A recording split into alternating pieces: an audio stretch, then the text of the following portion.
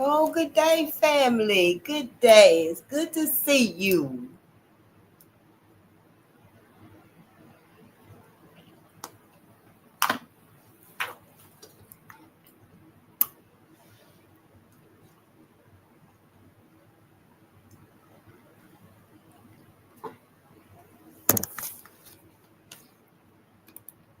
It is so good to see you.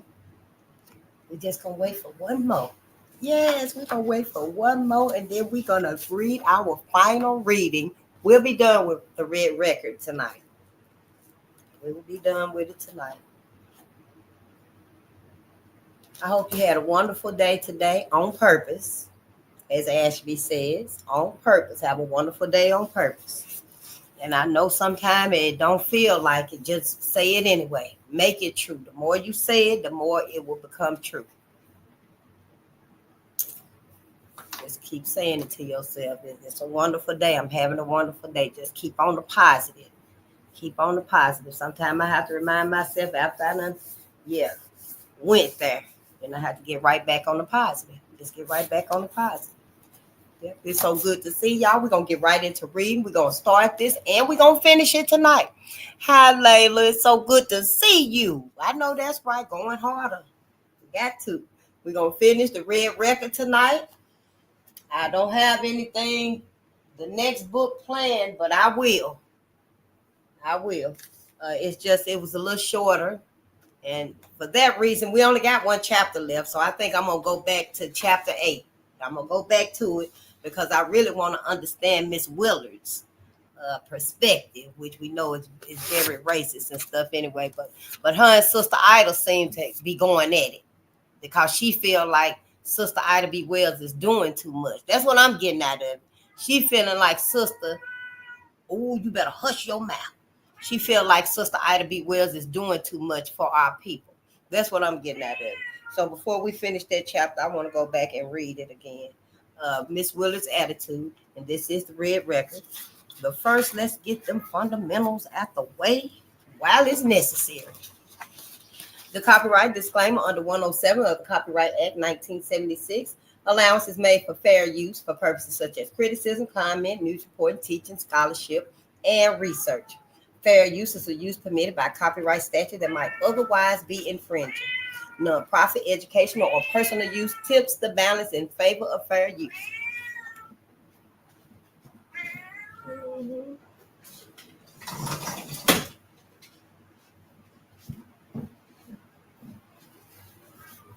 Yeah, I took care of it. You're looking at the door. So I just wanted to get that out the way right there. Yeah, I don't think I'm going to do the introduction tonight and stuff. You know, we know who we are and why we're here. We know who we are and why we're here. This is going to be a short night tonight with this right here, but I wanted to tell y'all I hadn't been on. I didn't come on yesterday or last night. However, I wanted to let y'all know Defiant Lawyers Network, our brother, Augustus Corbett. You know, he's keeping up with Trump and the many unprecedented changes that his ass is rolling out. And the latest one is the Assault on the Higher Education Act of 1965, y'all. I got the bill here somewhere. Is it 85? It's HR 3518. And it's going to rewrite the Higher Education Act. It's going to rewrite that bill of ours. It's going to strip the funding. Basically what it is any medical school that's talking about racism, school, I don't know, I guess it's school centers, all of the teaching establishments that's mentioning racism, they're going to cut all the funding for them. They're finna cut all the funding for them, the medical funding. So these are our doctors. Yeah, these are our doctors, y'all. This was introduced May the 25th. And he said that the Higher Education Act of 1965, that was introduced by Lyndon B. Johnson. Yeah, and as part of his, his program. Yeah, as part of his program of the war on poverty. And so they trying to rewrite that, and all the medical centers and institutions and clinics and hospitals and stuff that even try to mention racism or the unequal, the bullshit that it is, any aspect of it, I guess. And they stripping the funding from them and stuff. So yeah, we gotta get in on that and help them stop this. We gotta don't take our shit away. What are they doing with our stuff to hold on to it for the new black? I don't know what all of this is supposed to mean. What they plan on doing if they call themselves in a reproposed slavery. What the fuck is going on? That's what I want to know for my people. I don't even know a lot about politics and stuff like that, but I know motherfuckers been letting them just run rampant with the assaults and stuff. And in my opinion, everybody's pawns. Every motherfucking body is a pawn because these people want to get black people back one way or the other. That's what this whole sabotage and sacrifice of American people is for. They want black people back. I don't know what. I have no idea, y'all, but I know it's got something to do with this. It's got something to do with this. It's got something to do with all of this. You tell me what you think is leading up to. Because I'm sure the fuck finna tell y'all what I think is leading up to. It ain't right what's being done out there. It ain't right. People, it's so many facets of this grudge against my people. This fight against my people. Don't nobody know. The masses, the people, the American people, act like they don't know what this is about. We know what all of this bullshit is about. Quit fucking playing and acting like it's something else. It's something else. When everybody know it, everybody know what this is. I got to keep our Bible. I need to keep our Bible with me. Y'all remember when we were kids and our mama and them used to cover our books up? When we had our books and stuff, and they would cover our books up like this with a paper bag, what they were using. But now they got the book covers that you can go buy and cover your books up like that right there. But I don't know. I need to keep my Bible with me, just like we keep this Bible with us. I need to keep my Bible with me at all times. At all times, we better keep one of them with us at all times. We need to learn. We got to know something going on. This ain't right. It don't feel right. It don't look right. It ain't right, y'all. You see it. Everybody see it. Who gonna tell? Who gonna say what's really going on? What it look like? Is anybody gonna call this for what it is? Or everybody just gonna let the shit go to hell and stuff, and that's just that. That's just that. But I don't know what they plan on doing, but I know what we need to do. We need to wake our asses up and see what's going on, because we're going to find ourselves in in some uncharted waters for us. I don't think we know the magnitude of them stripping everything away from us that our ancestors done fought for. Where is Dr. Clark? My brother. Everything that they taken away from us. Everything that they taken away from us, y'all. Everybody done benefited off of it. It ain't like they finna take it away forever. They gonna bring it back when they get whatever they trying to do. When they figure that they got, us to that point, that critical point, and just stash us to the side, hide us away. I don't know what the fuck is being planned. But I know we better start thinking and talking about it. We better.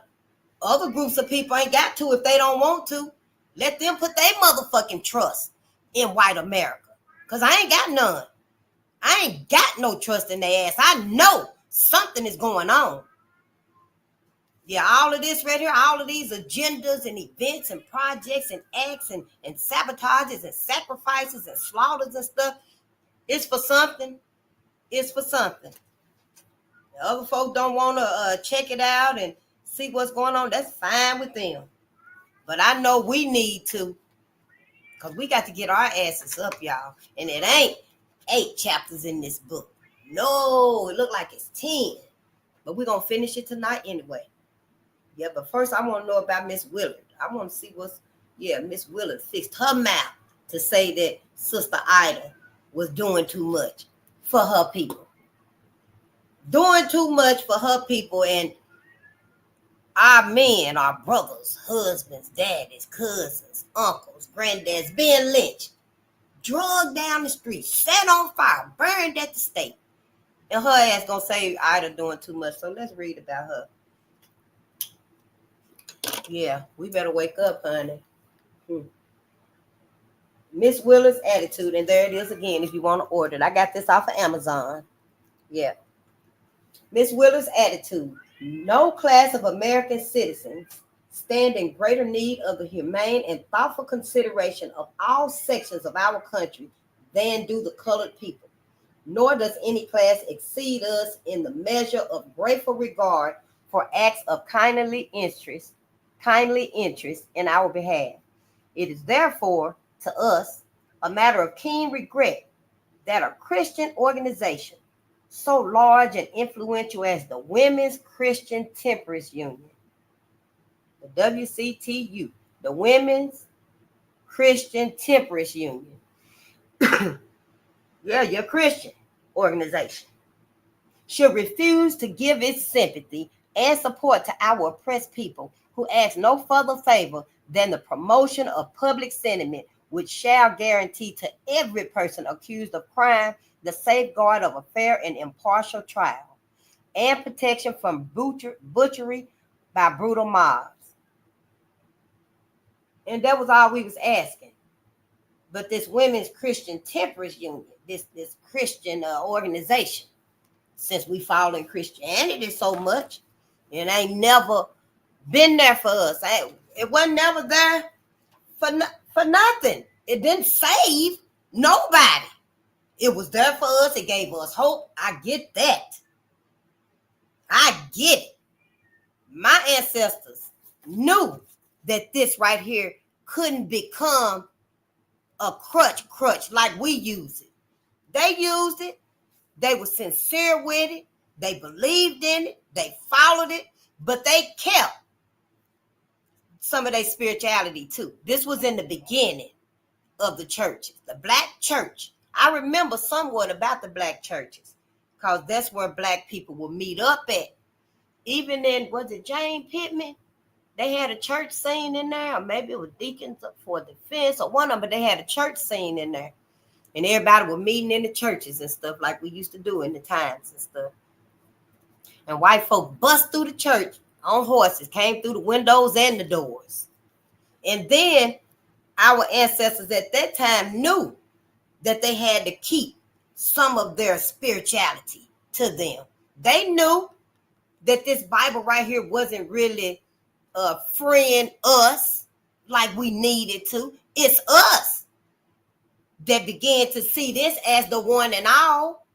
We don't see this as it was forced on our ancestors because we don't talk about it and stuff. We just let it be. But yet it was forced on us in its misinterpretation. And as much as we love to claim all the Bible's about us, it's about us, and we know his skin look like ours and his hair feel like ours and stuff, but we miss the most crucial part of this. In my opinion, because I ain't never read it, and I'm so thankful. I'm so grateful I ain't never read this book. Yeah, I am. I sure am, honey. Because I wouldn't have been reading between the lines. I'd have been reading like y'all. Memorize every verse, scripture, church doctrine and statements and stuff, all the religious statements and stuff, and skip right over the part that's telling you, Black America, you're supposed to separate from these people. You ain't even supposed to be. If the Bible talking about you and this is about you, Then it's talking about white folks. Black America and white America. Your ass supposed to been no got away from white folks. You still up under them. Then you started sleeping with them and having babies with them. You made it a normal part of your life, your essence, your existence. And your very Bible right here that you still clinging to it. You won't let it go. You don't want to read between the lines. You don't want to do nothing. Just keep on and on and on that same old circle that you was indoctrinated with about these Bibles. And they all taking you to heaven. Every last one of them taking you to heaven. Where your open enemy is. Your ancestors, the very people that's done tortured and enslaved and slaughtered, drugged down the street, burned at the stake, did some of the most inhumane things to our ancestors, and you going to heaven with them. That's what this Bible right here that the white man gave you. As far as that concerned, you shouldn't even have that. You should just went on and had this. Us, because we're using that wrong. We're using it wrong. It served its purpose for our ancestors. Now for us, you need to learn today, allegedly 2025, Black America, that when you go to heaven, it's going to be a whole new experience, living forever and ever and ever, that you're going to go through. You got to start thinking. We got to start thinking. It's different for us than it was for them. Nobody knew. Most people thought it was just heaven and hell. I did up until about 6 months ago when I sat down here with Red Summer. It ain't just no heaven and hell. It might maybe for white folks, but we ain't even got a beginning. We don't have a beginning. I already done satisfied it with myself. We ain't got no beginning. No, we don't have a beginning. We are the parent of all people. The very first people on this planet was black people. A black woman and a black man. That's it, and that's all. Start from right there.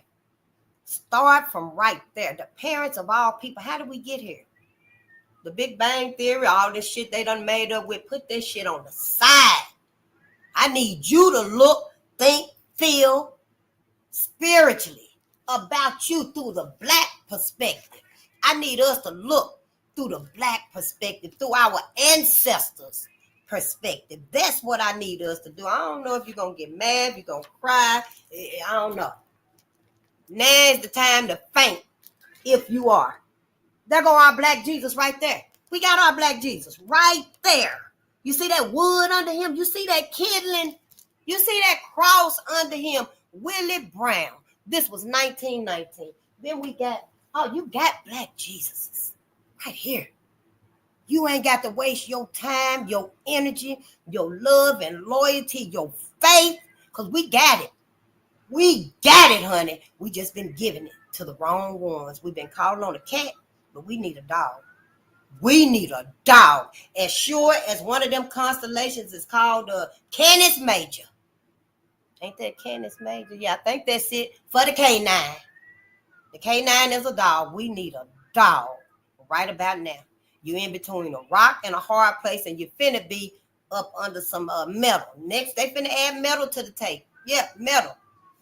A rock and a hard place, that ain't finna have nothing against these robots that's coming out here. You gotta wake up, Black America. The whole world is literally waiting on you to wake up. I know it seems like the world is, they good to go. Everybody looking forward to this futuristic world. Because they pawns. They're pawns. They're gonna do whatever they can, whatever they got to do to let our open enemies have their way with us. With us. Everybody do it. Yeah, I can get it. Some of them, no, we can't kick Black America. We just gonna hold them down for you. We ain't gonna kick them, but we gonna hold them down for you. Turn our head, maybe. But it's still participating in it. It's still participating in it. Everybody willing to let them have their way here on earth as they've had. You ain't got no idea what they ass is thinking of here, because I don't. We ain't got no idea what they thinking of. This is the longest grudge I ever knew. concerning me and my people. Yeah, I know it. What that book about the Holocaust, the people that went through their Holocaust, well, they got healing. They got some healing. They got acknowledgement. It'll never happen again. But us, we just been left out there so it can keep happening over and over again. All they got to do really is upgrade it, advance it, advance it. I mean, can you imagine, motherfuckers, the whole goddamn world, let motherfuckers enslave us for centuries. God damn it. And motherfuckers will let them do it again under some goddamn robots. Motherfuckers will let it do it. They'll let them do it. White America damn sure will let them do it. Knowing they done set up here and had all these mixed babies, claiming that they love black men and shit. What you gonna do with your mixed kids? What you gonna do with your mixed kids? You gonna fight for the mixed kids to keep your kids, teach them to be white, I guess. Because Dr. Umar Johnson said that after a couple of generations, hell, they can literally wipe out your black ass. Your genes pretty much is gone. Yeah, you might show up in somebody's lineage a couple of generations down the line. But everything been weaponized against us. Everything. I don't see nothing that ain't been weaponized against us. Sure don't. I don't see it. I don't know what y'all looking at. But I'm like, damn, this where the rubber is hitting the road. It is very critical. Don't worry, just be wary of everything that's going on. You got to. We got to try to evolve the best way we can. Elevate yourself, elevate your family and stuff, set your boundaries. Let's give some shout outs because we finna read tonight. But I'm just like, now it's something else. Well, what? Affirmative action. What was it? Affirmative? You know what it was. Yeah. Affirmative action. Then it was the DEI. Then it was the Civil Rights Act and stuff. And now it's the Higher Education Act being stripped away.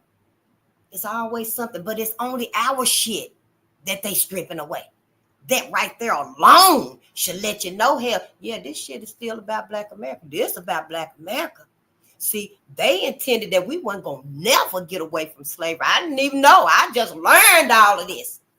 Shit, don't act like I've been sitting up here knowing and just ain't saying nothing. And all of a sudden now I want to get my ass out here and say what's going on. Nah, I ain't known a damn thing. Because if I had them, I'd have been on here. I sure would have. You'd been seen me before I sat down. Because I'd have been telling us what the fuck is going on. What the fuck is going on? What you think going on is happening. Shit, don't tell me I don't know and I don't care. Oh, no, that's the wrong motherfucking thing to say.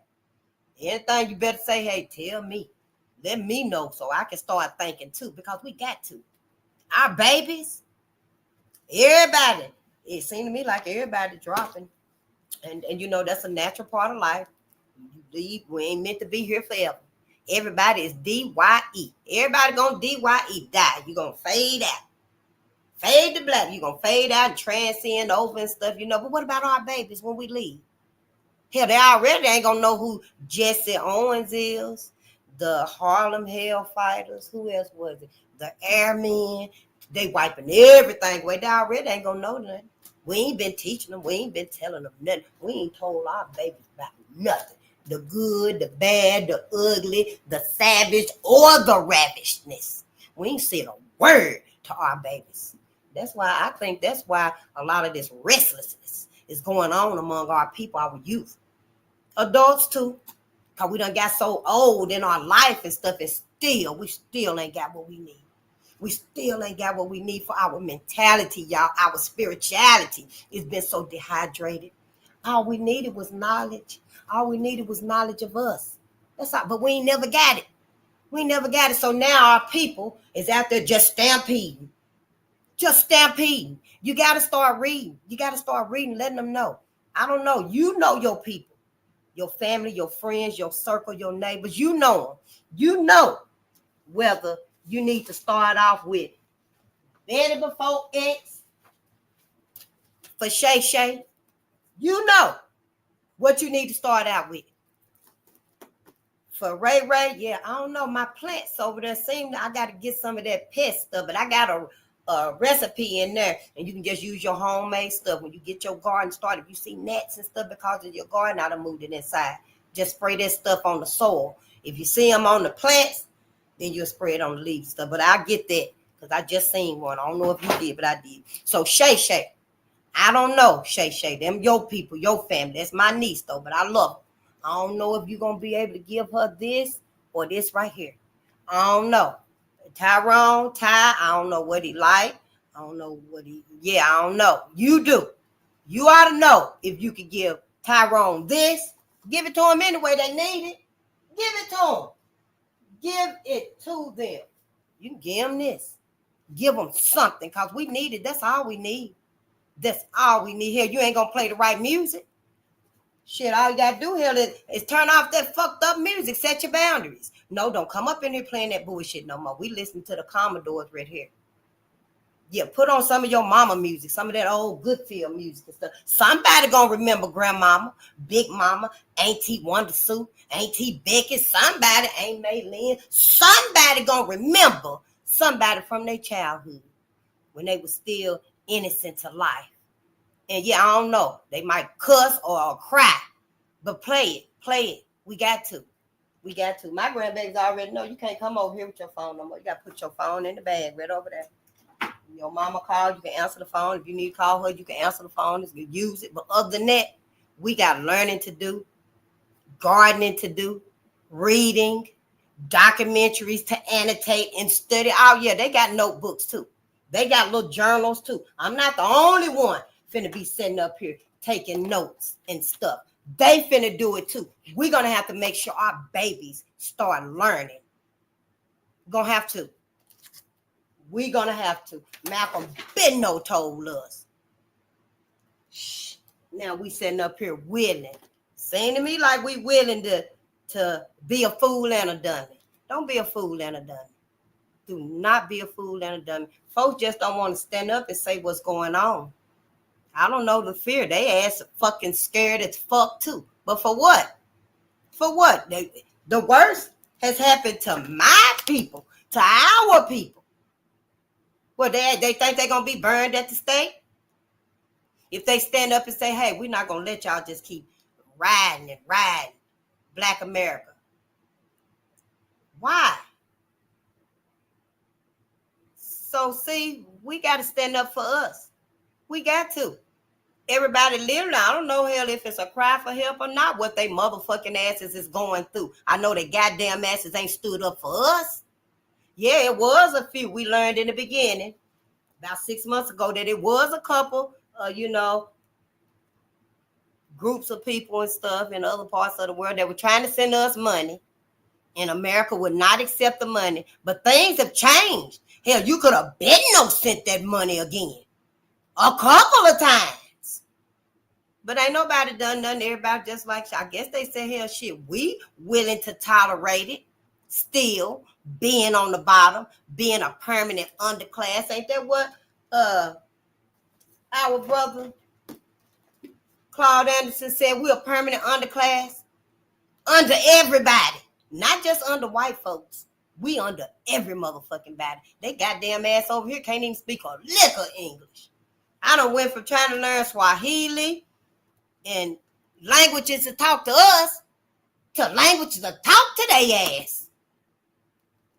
I'm like, let's get the fuck away from everybody. Let somebody else, let other people decide who gonna be the comforter to white America. Because we need to save us. To save us, honey, it's gonna save everybody. It's gonna save everybody on the planet. It's gonna literally save everybody. It's gonna save the planet when we save us. It's not gonna hurt nobody. This is not about hurting nobody. Us standing up, it ain't about hurting, harming nobody. Manipulating nobody, using nobody. It ain't none of that. It's gonna save the planet. It's gonna save the pets of the world. That white America motherfucking ass done extincted so many. I'll find out how many species of animals that they ass have extincted. Because I know it's like 65 plants, different species of plants gone. Trees gone, wiped away and stuff. But this right here is not about harming and hurting and, really even pointing the finger and stuff. We gonna heal through this. I know it seems like it's condemning now, but God damn it, it should be. So we gonna condemn it until we can go ahead and convict this and, heal all of this. We got to get through this so we can start healing. I won't know what the fuck wrong with my people, why we can't come together. And see, we not even like white America. Well, if we can't have it, then what white America say? If black people gonna get some of it, then now don't do it. Willing to sacrifice and go without so we don't get the help. Whatever it is, all across the board and stuff. But we not like that. Black people not like that. We gonna heal the planet once we heal. When we heal us, and we will, honey, the whole planet gonna heal. You're gonna see trees just growing back, not the ones they motherfucking ass extincted, but you're gonna see trees growing back, flowers growing just big and strong. You're gonna see bees galore and birds, the animals and stuff. We're gonna save the planet. The pets out there, the ones that's left, we're gonna save them. We ain't gonna hurt white America. Hell, they doing fine. They can save themselves. We can't do nothing to save them, really. We ain't gonna hurt them. But they the ones gotta start having babies and live on and on and on. We can't do nothing about that. We ain't gonna harm them. We gonna stop fucking with them and procreating with them. That other people in the country and stuff sleep with them now. Hell, why we gotta keep sleeping with them? Shit, we need to start worrying about black babies. As the parent of all people, how the fuck we gonna get extincted? And that's what they trying to do. It look like to me. Here, we got a book to find right now called The American Dilemma. 1,408 pages of genocide. I had no idea either. I don't know where I'm gonna find that book at or how much it's gonna cost, but we gonna get it. 1,408 pages. Y'all, it's the largest study ever, as far as I'm concerned. If it's one bigger, we'll find it. But yeah, it's the largest study ever. And I just got on BA. I don't know if that's Black Africa, Black America. It might be Black America and Black Africa. I don't know. 1,400 goddamn pages. I'm just saying it's the largest study, y'all. And it's a 1944 publication. Yep. The American Dilemma, the Negro Problem, and Modern Democracy 2. So I guess it's a part 1. I don't know. Hell, y'all won. Y'all supposed to put all of this out to us, the masses of the people. Hell, the elites, what the fuck they gonna do? Hell, they don't give a damn. They ain't trying to sit down and listen to nobody you trying to read about, tell us about, teach us about and stuff. Not the elites, not most of our politicians. The ones that do care will sit and listen and stuff, hell, it ain't like they gonna say, no, I'm not gonna sign that right there. That's gonna harm Black America. Hell, they still gonna sign it and push it over. We gotta reach us. I'm trying to reach people like me. I ain't giving a motherfucker about nobody else up higher up. Shit, a motherfucker that ain't down here suffering with us, going through this and seeing where it's leading us as a people. I ain't trying to reach their motherfucking asses up there. Sure the fuck ain't. Shit, I don't give a damn about them elite celebrities, the follow the crowd and all the trends and shit. Who the motherfucker cares? I'm the parent of all people. I gotta make sure me and my people live on. Shit, don't you motherfucking goddamn sit up here and let these motherfuckers extinct us. And if you do, hell, they don't know it. Hell, the sun gonna blow up on every goddamn body. So we'll do it. Do it. Do it. Extinct Black America and Black Africa. Get our numbers so minuscule. All that energy the sun giving us, because it ain't nothing but a battery. That's why they trying to block it up. All that energy gonna go back to the sun and it's gonna blow up. The sun gonna start pulsating. It's gonna start turning and stuff. It's gonna start expanding. Then it's gonna boom, blow every goddamn body up. Showing the fuck is. And the rest of the multiverse gonna go on. Earth just will be no more. Yep, that's what the fuck gonna happen. Ain't nobody thought about all this. White America motherfucking ass. The one that did all of this. And caused all over this planet. It's like we are motherfucking Hated all over the planet. Everybody feel like white folks. Everybody feel like white folks. So yeah, we got to come together for us so we can heal us and show the love, honey. It's all about the love. It's all about the love. I ain't here saying to hurt nobody or nothing like that. I'm just saying be wary of that motherfucking ass. I'm not racist. I'm not prejudiced. If you want to say that, that's motherfucking fine. But I'm going to tell you what I am. I'm motherfucking suspicious of they goddamn ass. And I got a right to be. I got a right to be. I don't know about nobody else. I don't know if you there or not, if you care or not. And it ain't my business either, because if you don't, you ain't even supposed to be here. You ain't supposed to be here. You gotta get where you supposed to be and quit wasting your time, Black America. That's what I done wasted 43 years. Sleep. Ain't known a damn thing nobody done went through. Nobody. Police brutality, wrongful convictions. I ain't know nothing. I'm from a little bit of hick town. A little bitty ass hick town. We didn't get nothing down there. No education, no music, no clothing trends, no nothing. It's like goddamn everybody damn near 2 flip-flops away from wearing burlap sacks. Because we so deep down off in them, it's fucked up. But now, today, oh shit, everybody got on goddamn name brands and shit wearing them purses. Then come find out the motherfucking purse that cost for $25. Your ass went out there and spent $2,500 on a purse. And that didn't cost for $25. I'm just saying with the numbers and stuff, because them Hermes bags cost like $38,000.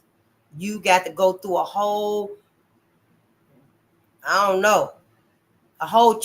Like when you get a loan, they do that for a motherfucking purse, Black America. So yeah, you ain't did nothing. We ain't did nothing. Now the little bit we have reaped from integration, honey, you can throw that goddamn shit away. As far as I'm concerned, let's roll all this goddamn shit back. Give us our shit and y'all take y'all's. You take your shit, give us our shit back. Give us some before we let them invite. Tell them up there, your politicians and shit. Before you let them sit here and just take our shit and put it in a goddamn tote case and zip it up and hide it away for 25, 50 years. Then when they feel like they got us where they want us again, then bring it out and let some old motherfuckers claim, oh, they the new black. Who gonna be the new black though? White folks, Chinese, Japanese? Who's supposed to be the new black? Everybody got swag now. Everybody want to sing cool in the game. Everybody want to be at the cookout out dancing and stuff. I'm just saying, what the fuck is really going on? The illusion is broken. To me, the illusion is broken. This whole motherfucking sabotage, y'all, is a goddamn shame. White folks want to get black people back. I don't know, and everybody else been going along with it and stuff. But see, the cosmos done woke up because we too traumatized to save us. The cosmos done woke up. That's why we getting downloads. You don't know why you feeling like you feeling and stuff. I didn't either. I didn't know what was going on and stuff, but we getting downloads. We waking up. We got to add action to that waking up. See, they prompting us. You know how you do somebody like that right there? They prompting us. We got to use action with it. Wake your ass up. We got to. Yeah. We too traumatized. So the cosmos, us being the cosmos, y'all, I know it's difficult. The cosmos wanted to experience how we became the parent of all people. I know y'all wondering and stuff. Let me get my book. I found a book that kind of help y'all see what I'm talking about, because I had no idea either. A motherfucker done lied to me, lied to my mama, my grandmama, my great grandmama. These son of a bitches better be glad that I love my mother and what she taught me and stuff. Because if I can't help you, I won't hurt you. Because I'll be trying to tell the ancestors what payback, what measurement. Since I'm reading about it. But I let them decide. Vengeance is my ancestors too. I'm not going to tell them how to sort this out and send their karma back. They know. They know. But I'll let them know one thing. I don't forgive none of it. I don't forgive none of it. But anyway, what I was saying to y'all before we read, the cosmos. The cosmos is waking up. Mother Gaia, Mother Earth is waking up. because we are too traumatized. And I know y'all wonder what the fuck she talking about and shit. What we got to do with the cosmos and Mother Gaia, Mother Earth waking up? Because we, as the parent of all people, are the cosmos manifested. The cosmos wanted to experience life, human life, flesh and blood. That's why we got a physical body on this planet. In other planets, Bobby Hemmings said we ain't got a physical body. It's more or less our spirit, spiritual and stuff, our vibes and stuff, I suppose. But here we got a physical body. So the cosmos, the ethers, wanted to experience life on this planet. And it's us. We the parent of all people. Damn sure wasn't white folks. It wasn't no goddamn Adam and Eve. Wasn't no motherfucking first people on this planet. And don't tell me Eve was black. Because they showed Eve in every picture I seen as white. Naked in the Garden of Eden without a belly button. And Adam was right there beside her with a snake hanging out the tree. So I don't want to hear all of that bullshit that they done taught us and stuff, because I believed it too. Now I'm on to something else. I'm finna motherfucking elevate too. Don't keep me in the same mindset because your ass want to stay in it. I'm finna give you a chance to get out of it. So the cosmos wanted to experience humanity. You got that? So the cosmos, to do that, you know the cosmos give birth. You got your storms, you got your stars, you got your planets, you got meteors and asteroids, you got galaxies and stuff. The cosmos is always giving birth. You got rainbows up there coming from the ethers and stuff. So once it decided I want to experience life on Earth, it had to be a physical body. And the cosmos is black. Look outside out there, it's black. That's why we black people. So when the cosmos, I don't know how it got here. In my mind, it could have been a meteor, asteroid, I don't know. In my mind, it was a star, 2 stars even. 2 stars came, shooting star came down. When it hit the planet, it just spread, it just went all across the planet and stuff. And that's where we come from. That was our beginning. But a motherfucker don't know. Hell, they ain't told you this. Hell, they didn't tell me this. No, they told us that we came from Adam and Eve. They were the first people in some Garden of Eden. And somebody, the snake fooled Eve, and then they went out into the world. And hell, I was like, shit, so who slept with whose son? That's why I couldn't get through Genesis, I guess, because I didn't know how the hell did. But it didn't even resonate then. Because hell, they ain't the beginning. That's white folks' beginning. That ain't our beginning. That is not our beginning, y'all. This right here, if you was to look through a spiritual eye, we got to look through a spiritual lens now. I ain't religious. You know that by now. So we looking through a spiritual lens of loyalty, resilience, and education. The education part and stuff, you looking through that spiritual lens. You looking through your third eye. You looking through your ancestors' vision. And you realize that the cosmos is you manifested. This is what you look like on the inside. On the inside, I know they show the pictures of it. You see the skeleton. I got a book in here somewhere in the girls' in the grandbabies' library of some skeletons and stuff. If you get a microscope and look, you'll see like the little cells and you know the plasma, the blood and stuff, the cells and stuff. You look a little deeper. It depends on which lens you looking through. You look deeper with the lens, the right lens and stuff, y'all, and we'll see. We are the cosmos. This is what we'll see inside of us. All of these pictures right here. Oh, I had some good ones earlier. I wanted to earmark them and stuff so I can show us. But we got to look through that right lens. We looking through the wrong lenses. Every time we look at us, you want to look through your... When you going to the doctor and stuff with they motherfucking ass, because we got medical apartheid over here, they done did some hell of some shit to us. But I digress. But when you looking through a medical lens, you're going to see the blood, the plasma, your cells and stuff like that. When you looking through another lens, you'll get a different view. When you looking through that spiritual, your third eye lens, you're going to see what we look like. And we look like this because we are literally the cosmos manifested as human, H-U-E. because of the darkness, I guess.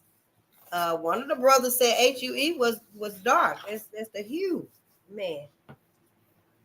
But when you look and see that's what we are when we get down to looking at it and stuff. So see, we gotta elevate, we gotta study, we gotta learn, we gotta set boundaries.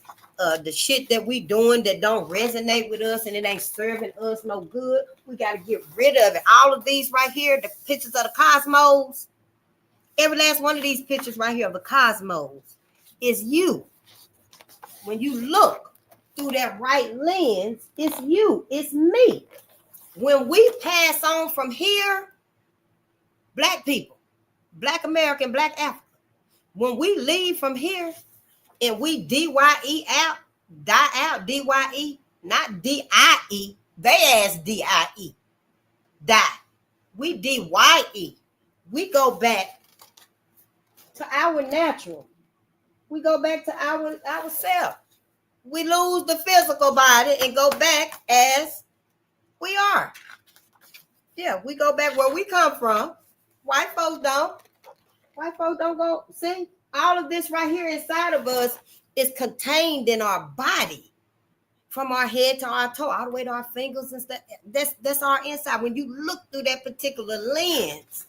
But see, we ain't even looking through the proper lens. Now we looking through a white, religious, indoctrinated, fucked up lens. Yeah. So we can't even begin to see what we would look like on the inside if we was to see us and our ancestors and stuff. That's why it's so important to them that we don't know who we are. But that shit is over with, ain't it? Yeah, we know who we are now. We learning who we are. Now we got to accept it. Just keep learning. Keep learning. And the baby, the pregnant woman, when the Black woman is pregnant with the baby, the Black woman got the multiverse in her. This book say galaxy, but I love the multiverse. Yeah, I love the multiverse. So the multiverse is in the womb also. Yeah, it's in the womb also. That's why I guess it was Brother Bobby Hemmett. One of them is so many of my brothers I know love me, talking to me, teaching me. It might have been Brother Panic. One of them said that the womb, when the baby's in there, it's triple black. It's blackity black, black, black, black, black. That's because it's the cosmos. It manifested again inside of that womb. So see, mama, you see how this picture is right here? Mama got the multiverse inside of her. Let me find the perfect picture. But see, baby got the multiverse inside the womb. So see, the big picture might be the mama's body, all in all its glory. But them little inlets right there, them little bitty pictures, that would be the womb with its own, see, cosmic. Yeah. See, look at that. Ain't that beautiful? But see, we got to get there where we can look at this like this, because this is who we are. This is where we go back to. The cosmos manifested as us. It didn't manifest as white folks. I don't know where white folks came from. From what I'm reading and stuff, I'm beginning to wonder what the fuck are white folks. Hey, I ain't lying on nobody. I'm not picking no fight with nobody. I motherfucking want to know. Hell, any of them come across my videos and stuff, hell, and want to answer, then please do. Please tell me something. Because, hell, I don't trust none of y'all answers and stuff from what I'm reading. I don't know when this rage gonna come up out of you. You've been so peaceful and docile. 43 years of my life, I had no idea of the extent of the hatred. And I knew about Emmett Till with the 100-pound fan on it. But, coming where I'm coming from and stuff, where I was at, it was watered down. But you still knew the brutality, the inhumane of it. And we still forgave it. I still forgave it, But then I started reading. I learned about Mary Turner. And, yeah, so many. And now I'm just like, I can be civil. I don't think I would kill a snake if it gone and get the fuck away from me. Even a garden snake. I wouldn't kill no snake if it gone take your ass on. But you know, I'm just saying that I wouldn't harm white folks or nothing like that. I just keep them away from me. Don't, yeah. We work with them and stuff. We done gave up everything. So we got to work with them, got to live around them, be with them, and interact with them. We so mingled and mangled in with them and stuff. We don't know what the fuck to do. Some of y'all feel like you can't live your life if you don't see white folks. You would just die if you got to be with nothing but black people again. But that's what Mother Earth wants. So your ass better be trying to resonate with something, because Mother Earth want to go back to her natural homeostasis when white folks wasn't here. I didn't know about that either. White folks done some hell of some devastation and destruction on this planet. And it ain't my fault. The hell motherfuckers finna act like they didn't know. I'm not finna sugarcoat nothing for nobody when it comes to all of this right here and what it means for my people. Shit, somebody should have been no said it. You know, we done had plenty of time, decades even, to say, hey, you know what? Black people, y'all need to just get away from white folk. Why ain't nobody stood up and told white folk, leave them the fuck alone? You know you done traumatized them. You know you done tortured them. You know they can't stand up. Get the fuck away from black America. Why ain't no motherfucker stood up? But want to sit there, oh, why y'all so fucked up like that? Y'all ain't no good. You're welfare queens and you're dangerous. You're violent. Motherfuckers act like they don't know. That's why I figured, yeah, they'll let these motherfuckers enslave us again. Let a bitch holler out, I propose re-enslavement again. Was it in the Constitution since there were more than one or two of them? Where is it? You said, shit, they doing so much? Hell, why all of this little bit of inching up on us? It's like they getting, come a little bit close. Come a little bit close on us. Inching up on us. For fucking what? Just don't say what the fuck you want to say. What you doing? What you working towards?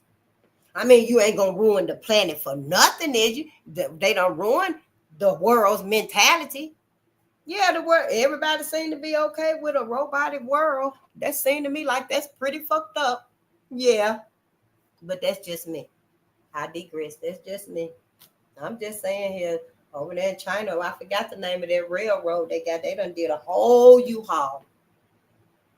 They transportation system over there, honey, that motherfucker is so fast and fancy. It's so beautiful. I guess it's the underground train or something. I don't know how the hell they got it, but it's like a remix or something of that movie Fifth Element over there in China. So I guess everybody are like, yeah, we done lost our motherfucking mind, so let us just enjoy it.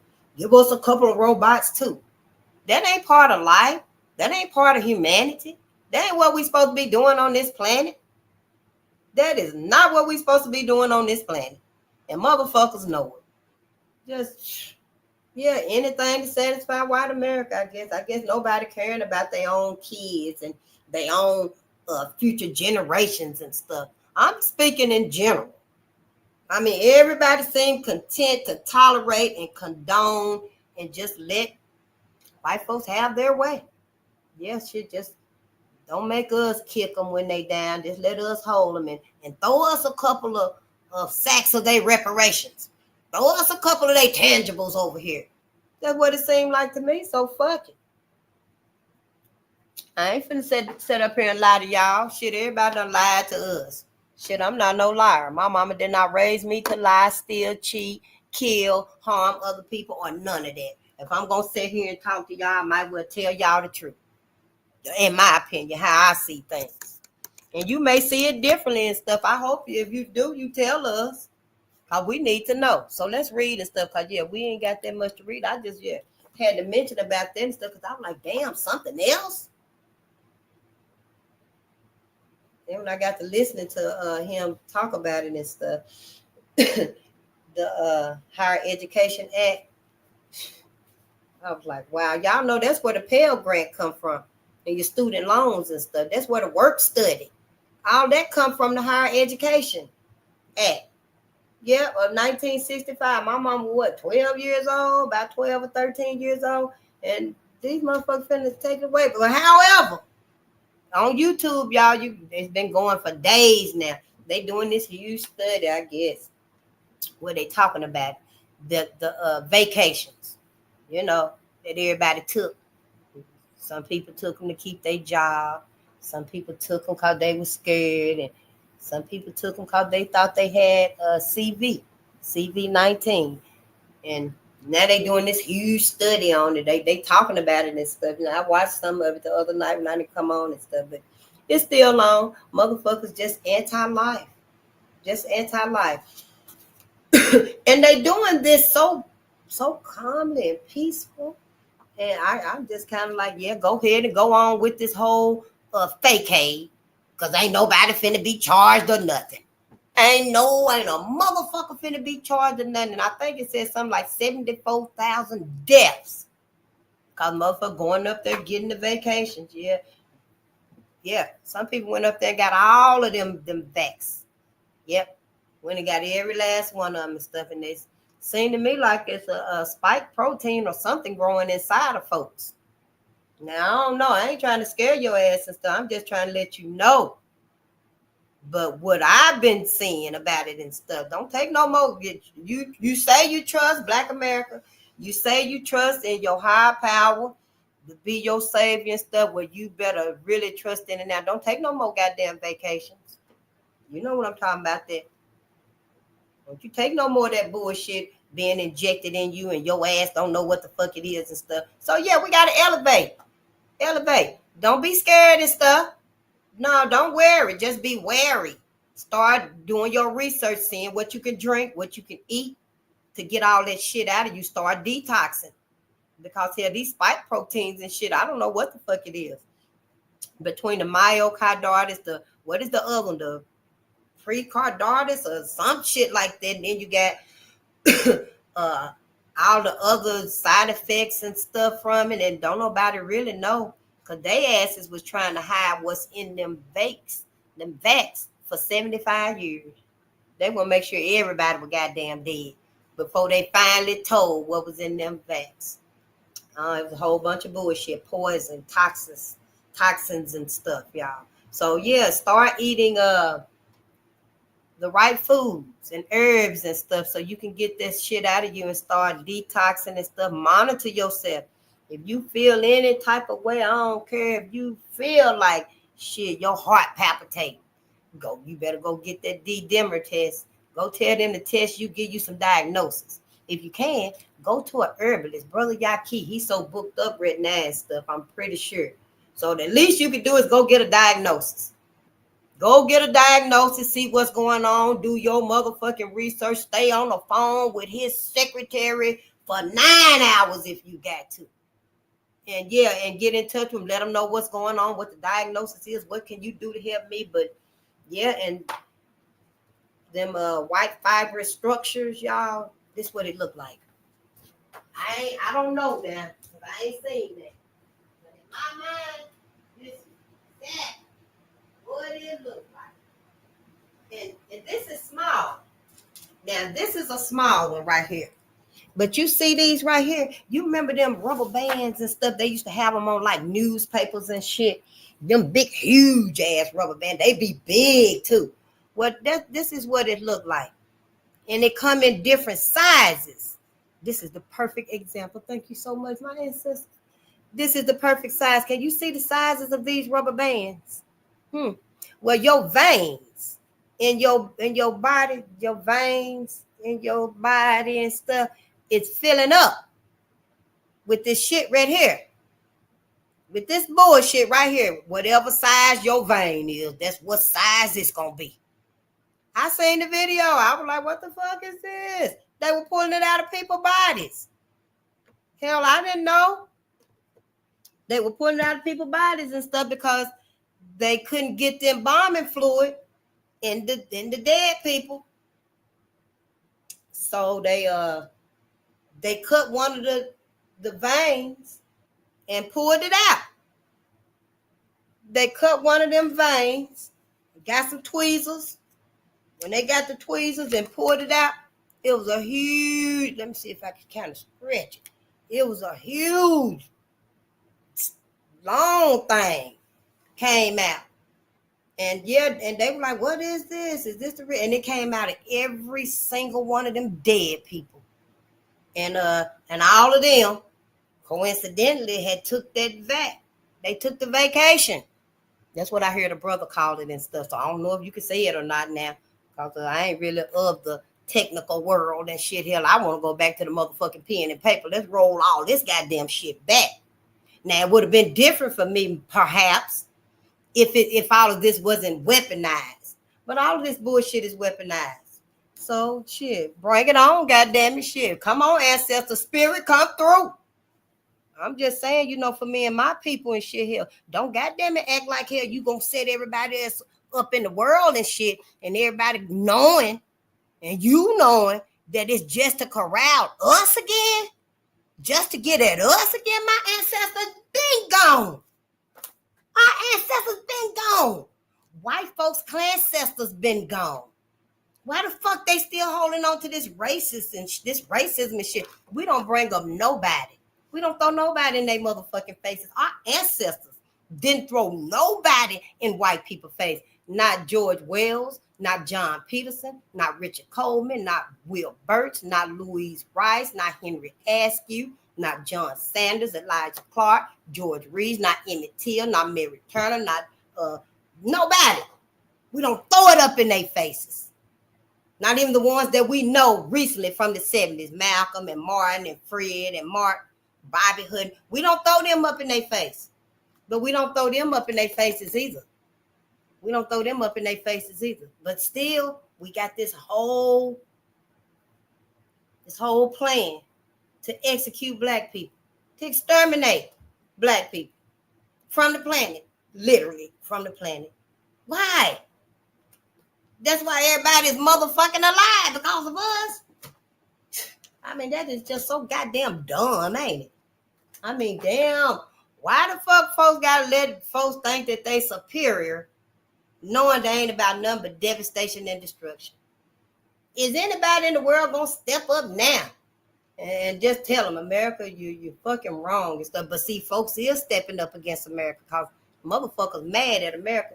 Folks ain't finna send no more money over here, no more food, not money, but they ain't finna send no more merchandise, material, food, shit, nothing. Now, folks said they done doing business, trading and shit with America and stuff. That's why you got to get your inside garden started. I don't know, get rid of all this fancy high living and stuff and try to downsize a little bit in your clothes, your wigs and stuff. You probably want, if you still gonna wear it and stuff, you better have it put up and stuff so you can keep it. Because it's finna get real tough around here and shit. And you get hungry, you're gonna pull that whole goddamn wig off anyway. So what I suggest is when it get time and stuff and it's resonating with you, go ahead and go short. I don't know what it's looking like under them wigs. I have no motherfucking idea, because my sisters wear them wigs and weave so long. You wear them so long, your scalp ain't breathing. It ain't getting no moisturization. It ain't getting no sunlight. It ain't getting no air. So I don't know what it's looking like. And my heart go out to you, because it could have been me. But the motherfucker didn't look right on me. So I was like, hell the fuck no, shit. I'd be happy with my little ponytail. Fuck the dumb shit. But I'm just saying, go short. You go to sister. I don't give a damn. You go to Papu or Tyrone, and you let them hook you up. Give you a nice fade and stuff. They can hook you up. That's what you do, honey. You let the sunlight on you and stuff, because we got to get out of this mindset. Yeah, we finna be hungry. We finna be tired. We finna go through some hard times we ain't never been through. That's why we got to get our inside garden and stuff here. Get used to fasting. That way, when it do, I'm waiting on that harvest to come over. You be watching that vine over there, honey, for a tomato or a bell pepper or a carrot or something to pop up over there and stuff. So, just look at them few days. Like, I'm going to do this little 2-day fast. It'll be ready in another 24 hours. Then I can pull that whole bushel up. I'm going to eat good. So, get your garden started, because folks is saying here, we done with America. They done. They ain't sending nothing else over here. And these motherfuckers done set us up. I remember when the factories closed. Yep, I remember that was one of my first jobs, working at the sewing factory. I was so good at it. I didn't know the extent that when all the factories left, They moved them overseas and stuff. But that's what happened. That's why we don't have our businesses. That's why it's gonna hurt us when stuff stop coming in. Them 18-wheelers ain't gonna be rolling with nothing. Not no food, not no shoes, not no clothes and stuff. Hell, everything come from China. Yep, everything come from China and other places and shit. I don't even know if I got nothing made in America. Hell, just me. But I'm cosmic. Hell, don't put that shit on me. But yeah, so just wake up. Be gentle with yourself, though. You got to be gentle with yourself. Don't be hard on yourself. Whatever you've been through and stuff. It don't even matter. We at a new day. We in a whole new motherfucking era. We finna be in a futuristic world. We are in a futuristic world now. Just because we don't see the flying cars and Sophia motherfucking ass out here yet, we still in a futuristic world. Everything is smart device, this smart device, that and shit. They still got robots in places, other cities and stuff. We're in a futuristic world already. Motherfuckers actually let them do this. Yep. Now they finna get ready to put antennas in your neighborhoods. Yep. To hook up to this 5G bullshit. You finna be in a whole little Fifth Element type shit. Like the movie with Bruce Willis. Yeah, we didn't want to be a part of that goddamn bullshit. Who the fuck thought that shit was cool? And why the fuck y'all motherfucking asses didn't let us know that's what the fuck they doing? See, black folk, them some motherfucking sellouts sitting up there and shit. Why the fuck they didn't let us know? They could have put it out on the wires, what the fuck they got going on and stuff, and let us know, instead of us finding out like this, like everybody else found out, because you know everybody else gonna go along with it. But us, our people was supposed to let us know. Even if they did sign the motherfucking paper, they still was supposed to get somewhere underground, or underground media, African diaspora, hell, and at least let them know, yeah, I signed them documents, and yeah, I helped them approve 5G, and it's weaponized. It's a military weapon. They could have told us that bullshit instead of just letting them just create all of this shit and then acting like, oh, it's just a creation here. It's just creation there. It's just creation there. All of this technology stuff that they building up is going to work together. All of that's going to work together. Yep. And then eventually the last connection going to be your ass. The last connection going to be your motherfucking ass. Remember that movie Matrix? I'm going to watch it too. That movie Matrix, when they plug the thing in the back of your head right there, that's the last connection. Yep, that's going to be the last connection. Your house, your car, outside, everything going to be futuristic, technological, I guess. It's going to be techno, the tech. Everything is. And you, Internet of Things, that's talking about you. I thought they were talking about your car and your house and shit like that. No, it's talking about your black ass. People, our white folks running to get that too. Oh, yeah, let me get the chip. Put it here. No, put it here. Getting the chip in them and stuff. Don't you run your black ass out there and do it. Don't run your black ass out there and get no chip. Black America. I don't give a goddamn if you lose the job and the mansion. Your mini mansion. Don't go out there and get no chip in your ass. Talking about, yeah, it's going to open the door for me. Open the goddamn door your damn self. No, I can pay my bills with this. What the fuck? All of a sudden, you can't pay your bill with your two hands. It don't make no sense to me. It don't. We got to wake up. This is not for us. This is for everybody else. See, it's for everybody else. But when we wake up, everybody else will see that it ain't even nothing to that and stuff.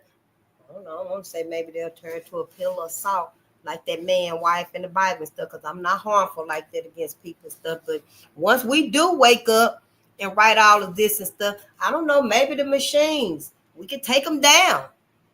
Maybe take the 5G towers down and Sophia dismantle her motherfucking ass shit and hell, I don't know, hell, make some roller skates out of her bitch ass. I don't know. I'm just saying. But this is not for us, y'all. It's just, man, I was like, what's next? What they gonna take next from us, from black people? And folks act like they don't know what's going on. What the hell is going on? They know. Motherfuckers know what's going on. They just like to play dumb because they know we ain't thinking about they motherfucking ass and shit. What they doing to us. What they doing to us. They never leave us alone. They never get away from us. No, just some bullshit is what it is. But let's read though, because we're going to finish this book tonight anyway. Regardless of what anybody got to say, I don't give a fuck. And after this, we're going to read some more. We're going to read everything. Since you're taking away everything here, we're going to read every goddamn thing. You get your books too. Get your books.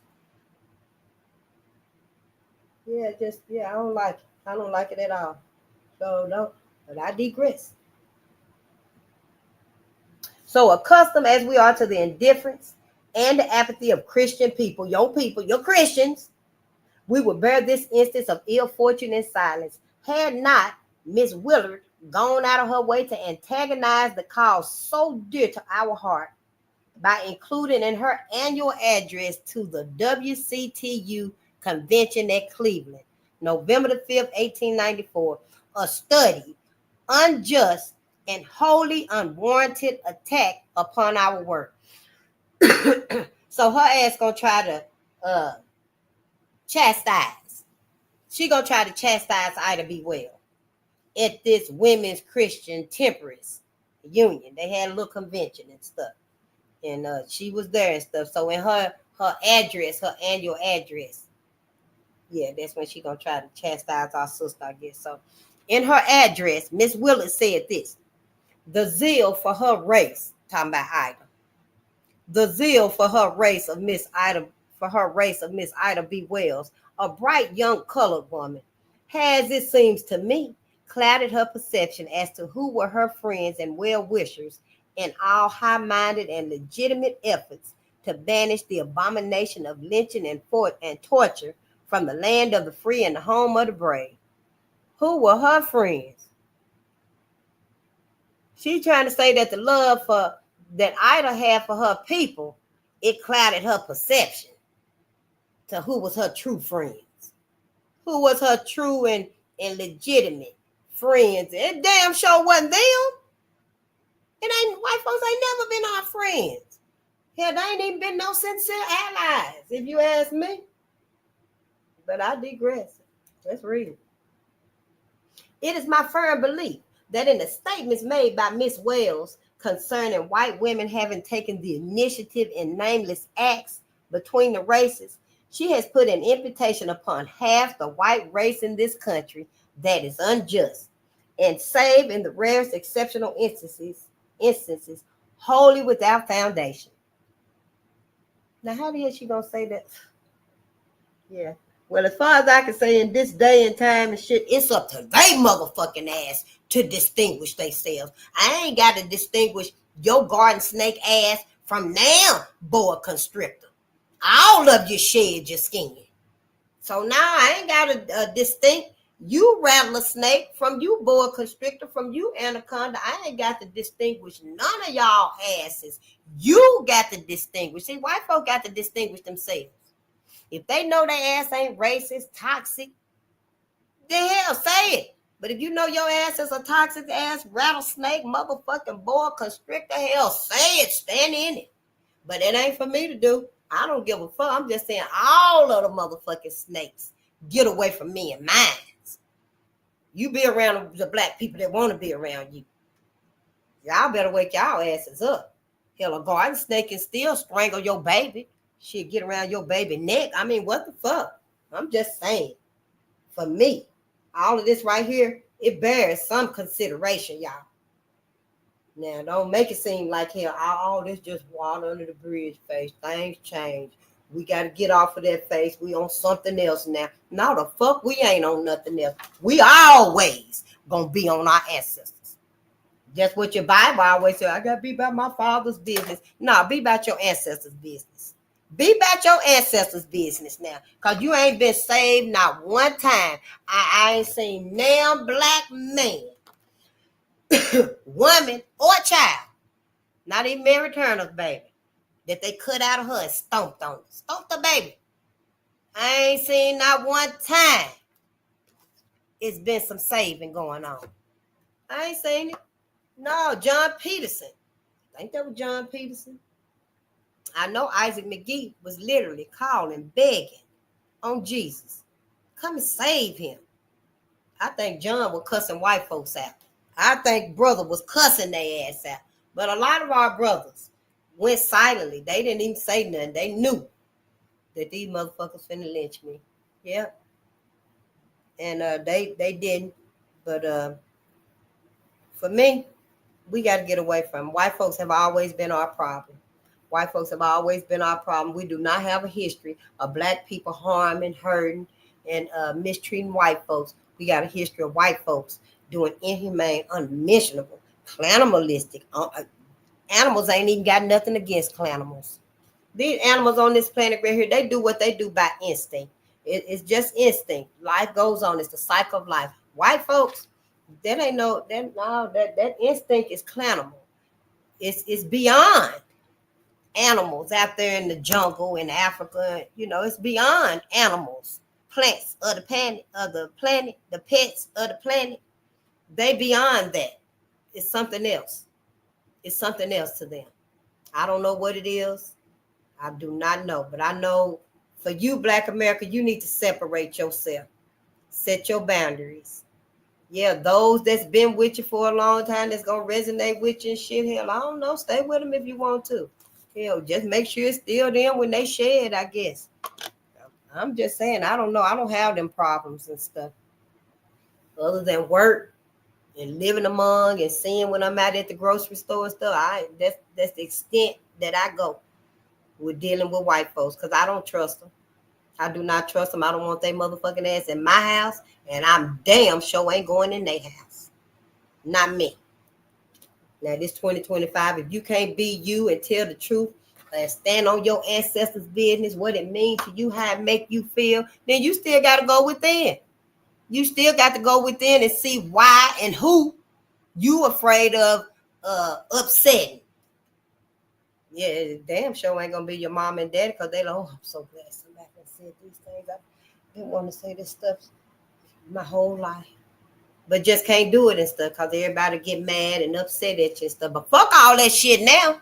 This allegedly 2025 life as we know it is motherfucking over. Everybody goddamn it on the internet saying shit. Half of them don't even make no motherfucking sense anyway. So hell yeah, I can give my views, how I feel about this. I can. Shit, when I hear the motherfuckers say shit, I don't take a bath but once a week. And my kids bathe in the swimming pool. Oh yeah, I can say whatever the fuck I want to say.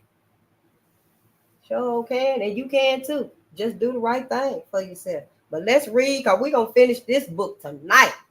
I don't know what's the hold up. Yeah, but we're going to read it. I don't know what's going to come up in it, but we're going to read it. I hope I ain't finna see my last name. Now, come on now. I am not trying to see my last name in none of these goddamn books. Showing the fuck ain't my mama or my daddy or my grandma. That's some bullshit right there. I just seen Sambo in this book right here, I think. And my great-granddaddy, his name was Sambo. Why they were calling my great-granddaddy Sambo, I don't know. But I'm going to find out. And I forgive him, too, because whatever it was, whoever he did my great-grandmama wrong for, some white heifer, what they do, lynched him? Because he with some white woman or something? I'm going to find out. But yeah, don't let me see no shit in here about my maiden name. My name, say. Not that I would go do nothing, because vengeance belongs to my ancestors anyway. But I digress. This is the unanimous opinion of the most disinterested and observant leaders of opinion whom I have consulted on the subject. And I do not fear to say that the laudable efforts she is making are greatly handicapped by statements of this kind, nor to urge her as a friend and well-wisher to banish from her vocabulary all such allusions as a source of weakness to the cause she has at heart. Oh, well, why she had a lot to say. This is the unanimous opinion of the most disinterested and observant leaders of opinion whom I have consulted on the subject. And I do not fear to say that the laudable effort Ida is making are greatly handicapped by statements of this kind, nor to urge her as a friend and well-wisher to banish from her vocabulary all such allusions as a source of weakness to the cause she has at heart. Oh, I don't know. Maybe she wanted Ida to look at it like she wasn't gonna be her friend no more. She wasn't gonna be her. What did she call it? Her high-minded friends and legitimate friends and stuff. You know, white folks. Yeah. And maybe if she see that she was gonna lose them, then she'll stop. But who the fuck is they? They goddamn ass was the one doing it. Like today, it's they son, it's white folks' sons, brothers, daddies, granddaddies, cousins, uncles, white boys and stuff out there that's still slaughtering black men. Still out there doing it. So shit, what the fuck is Miss Wheeler talking about? But I digress. Let's read. We're gonna finish this book. I promise you, we're gonna finish this. Even if you got to go and come back another day. Just know we're gonna finish this. I'm gonna finish this. The ancestors need this finished tonight. This paragraph, brief as it is, contains two statements which have not the slightest foundation in fact. At no time, nor in any place have I made statements concerning white women having taken the initiative in nameless acts between the races. This item, this paragraph, brief as it is, that paragraph that I just read, brief as it is, contains two statements which have not the slightest foundation in fact. At no time nor in any place have I made statements concerning white women having taken the initiative in nameless acts between the races. No, I ain't saying nothing about them, but I have, because they motherfucking asses have. White women. Yeah, your motherfucking asses, it's in you. It's in you. See that love and lust that you have for black men and stuff, honey? This where it come from. Where she at? Where your great grandma at? This where it come from right here. They were her property. This where it come from. Yeah, I don't know. I don't think it's no sincere love though. When the shit hit the fan, shit, you gonna be right back to this. Yeah, black men can't really trust you coming from this and this, and all of a sudden it's just this undying love and stuff. The illusion is broken now. It's broken. That shit shattered. Yeah, I know if I don't close my eyes, give me them shades put on my eyes. I don't want to see nothing. I know y'all answer you don't want to see it. You don't want to face it. But we gonna have to. We gonna have to. Yeah. I don't know how else to tell it to y'all. But she was lying on Ida. I'll say the shit though. Yep. I sure will. And I need my brothers to know right here, right today. The other night we read about Henry. I think it was in this book right here. And Henry told black men, stay the fuck away from white women. Don't trust them. Stay away from them. And look at y'all ass. You didn't even tell each other. Didn't tell each other nothing. We still don't. But Miss Willard, okay, further, at no time or place, nor under any circumstances have I directly or inferentially put an imputation upon half the white race in this country. And I challenge this friend and well-wisher to give proof of the truth of her charge. Miss Willard protests against lynching in one paragraph, and then in the next paragraph, she deliberately misrepresents my position in order that she may criticize a movement. That's what it was. Wanted to criticize the movement, whose only purpose is to protect our oppressed race from vindictive slander and lynch law. That's all Ida was doing. That's all our sister was doing. And all of her magnitude, her brilliance, her bravery for us. She just wanted to see us safe. That's all. White folks never want to see us safe. I beg to differ today. Hell, that they want to see us safe. They motherfucking asses ain't stood up for you, have they? Hell, they bring them babies over there to your house, your mixed babies, grandbabies. Shit, you got to worry about your black grandbabies and your mixed grandbabies. I'm just saying shit. Yeah, honey. It's gonna come a day, shit. I don't know what they gonna do. And all them little mixed kids and stuff decide, yeah, they gonna tell them, brainwash their ass and tell them, yeah, get you a white man. I don't know if they're gonna tell them you're going on vacation every year. You're gonna have stocks, bonds. You're gonna have all the profit, all the wealth you could want and stuff. Then white men acting like they black here, trying to have some swagger and shit, and then the mixed kids gonna probably end up growing up and getting them that white man with swagger and stuff. It feel like it might be black. I don't guess there's no more micros today. I don't know. I can't say I don't go there and stuff, but and once that happens and stuff, then it'll increase the white birth rate, and they won't have to readily worry about white genetic survival that Dr. Francis Chris Wilson was talking about. Yeah, this is too deep.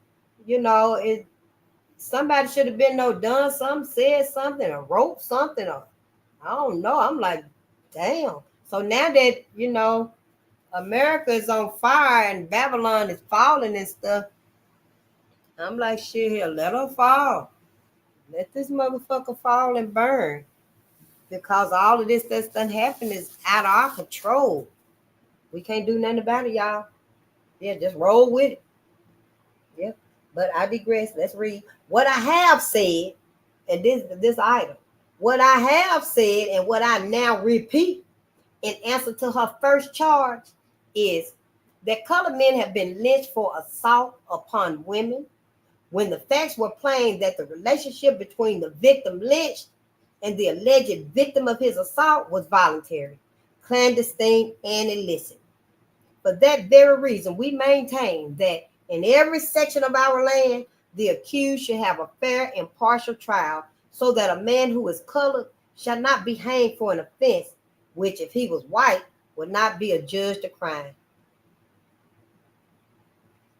Facts cited in another chapter, History of Some Cases of Rape, aptly maintained this position, where we were just reading about all the white men and stuff. Honey, they raping little bitty girls, 11, 12, 13, 14, just raping them left and right, up and down, day and night, day after day, out just raping them.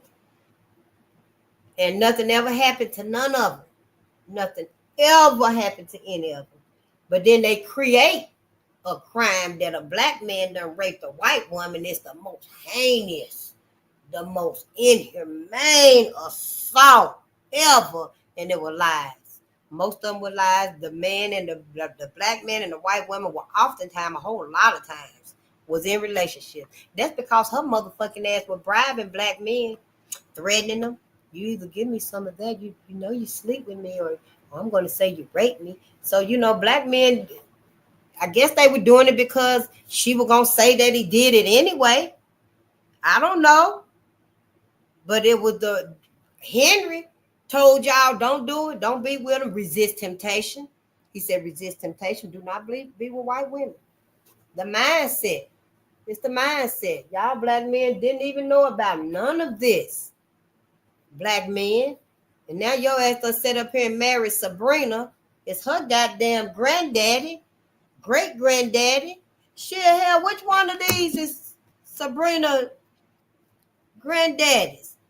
And she didn't tell your ass. Hell, somebody in Cotton, Mississippi. Look, which one? Y'all asses ain't asked no goddamn questions.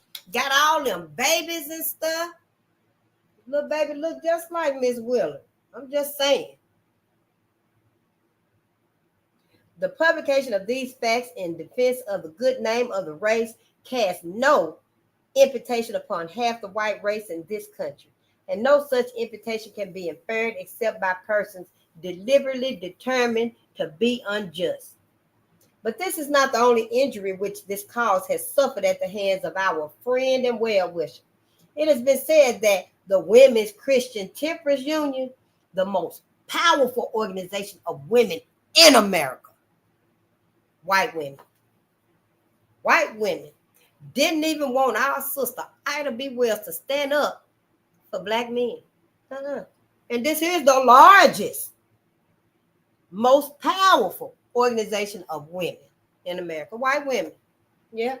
Oh, she done lied to y'all. They done lied to y'all, black men. They've been lying and manipulating y'all Just waiting on the time when, just waiting on that Trump ace, I guess. I guess that's what they've been waiting on. Well, he's there. Yep.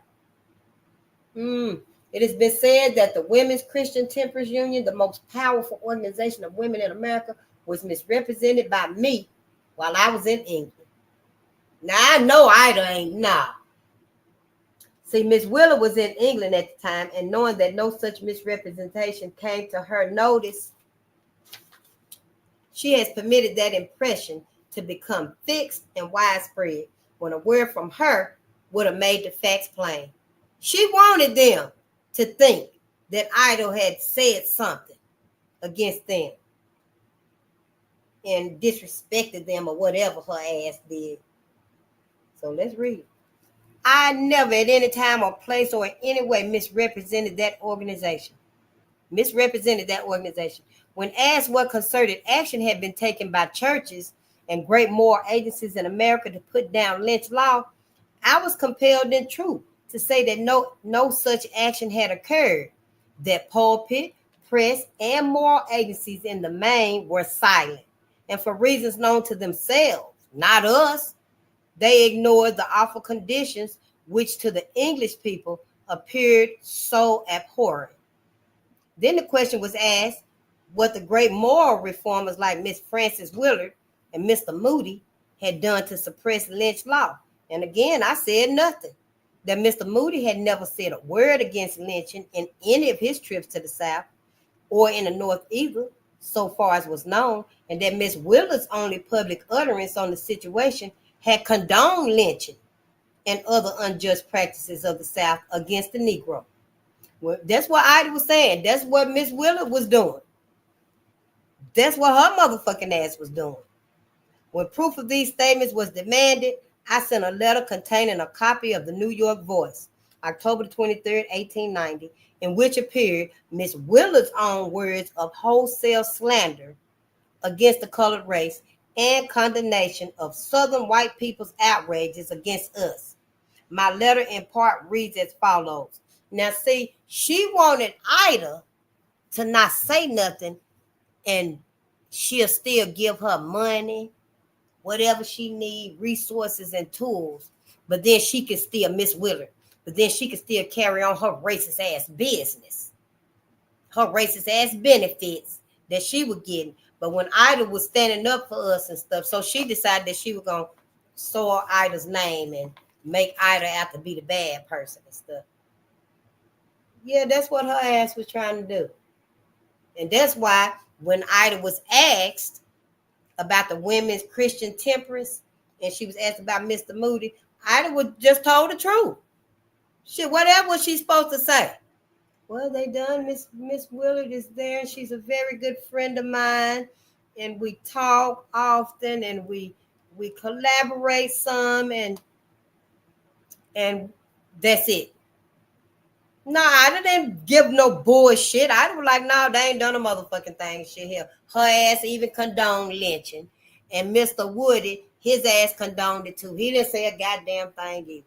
She was supposed to tell the truth. That seemed like what's going on to me. But let's read and see. But Miss Willard, the great temperance leader, went even further in putting the seal of her approval upon the Southerners' method of dealing with the Negro. In October 1890, the Women's Christian Temperance Union held its national meeting at Atlanta, Georgia. It was the first time in history of the organization that it had gone south for a national meeting and met with the Southerners in their own homes. They usually have it up north. They were welcomed with open arms. The governor of the state and the legislature gave special audiences in the halls of state legislation to the temperance workers. They set out to capture the Northerners to their way of seeing things. And without troubling to hear the Negro side of the question, these temperance people accepted the white man's story of the problem with which he had to deal, like we were the problem. Yeah, like we were the problem. State organizers were appointed that year who had gone through the Southern states since then, but in obedience to Southern prejudices, have confined their work to white persons only. It is only after Negroes are in prison for crimes that efforts of these temperance women are exerted without regard to race, color, or previous condition. No ounce of prevention is used in their case. They are black, and if these women went among the Negroes for this work, the whites would not receive them, except here and there are found no temperance workers of the Negro race. The great dark-faced mobs are left the easy prey of the saloon keepers. There was pending in the National Congress at this time a federal election bill, the object being to give the national government control over the national elections in the several states.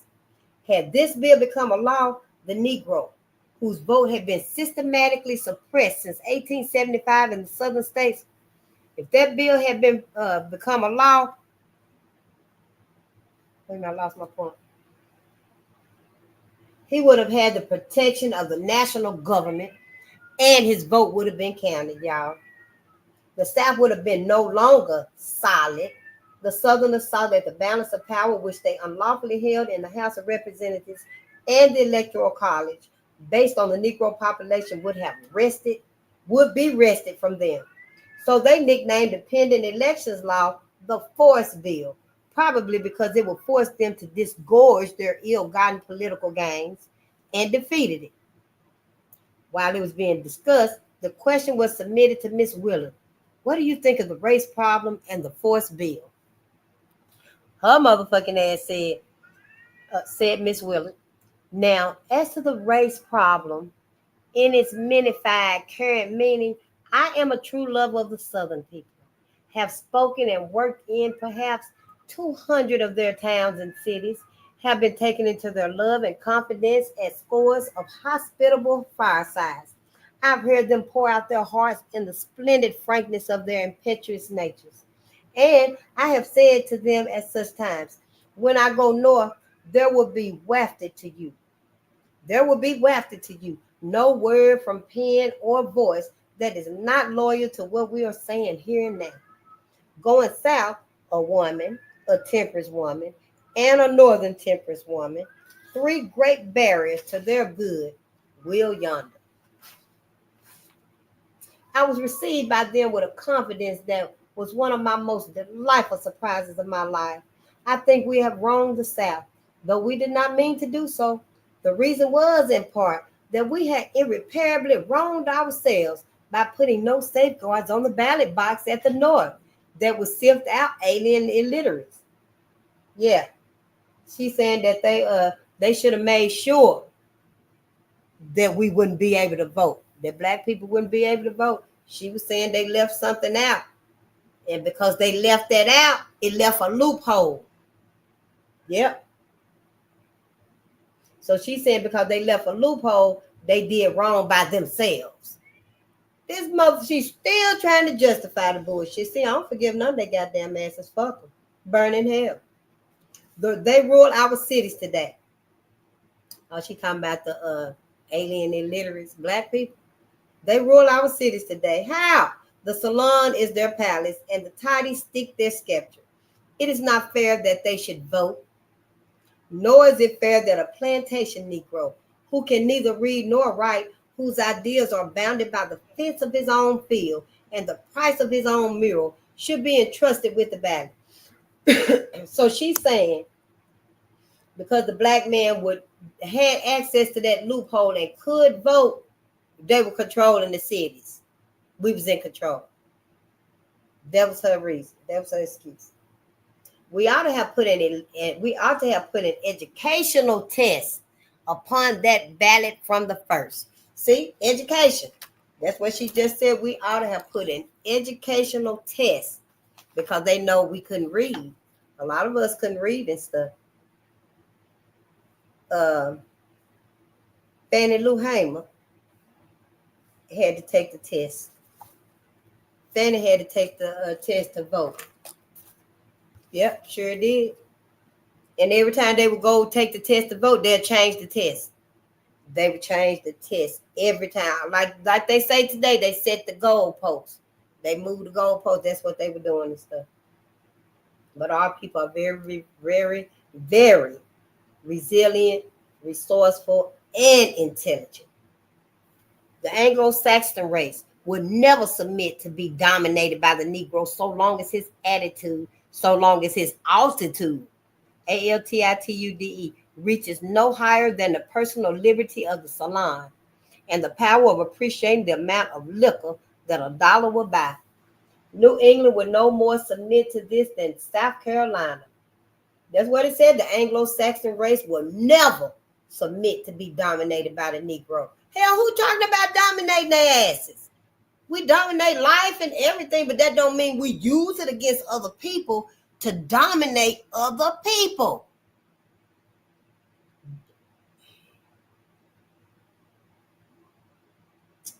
Better whiskey and more of it has been the rallying cry of great dark-faced mobs in the southern localities where local option was snowed under by the colored vote. Temperance has no enemy like that, for it is unreasoning and unreasonable. Tonight it promises in a great congregation to vote for temperance at the polls tomorrow. But tomorrow, 25 cents changes that vote in favor of the liquor seller. I pity the Southerners, and I believe the great mass of them are conscientious and kindly intentioned toward the colored man as an equal number of white church members of the North. Would-be demagogues led the colored people to destruction.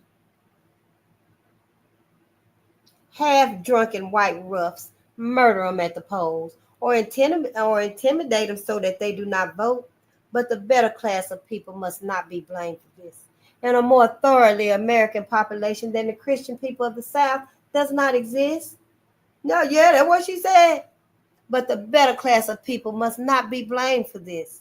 And a more thoroughly American population than the Christian people of the South, it don't even exist. They nowhere on the earth. You cannot find a better people than the Christian people of the South. There's no one more loving, more forgiving, more selfless. There's no one more better than the white people of the South. That's what she's saying. This Miss Willard.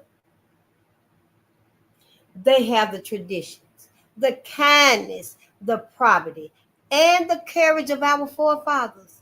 The problem on their hands is immeasurable. The colored race multiplies like the locusts of Egypt.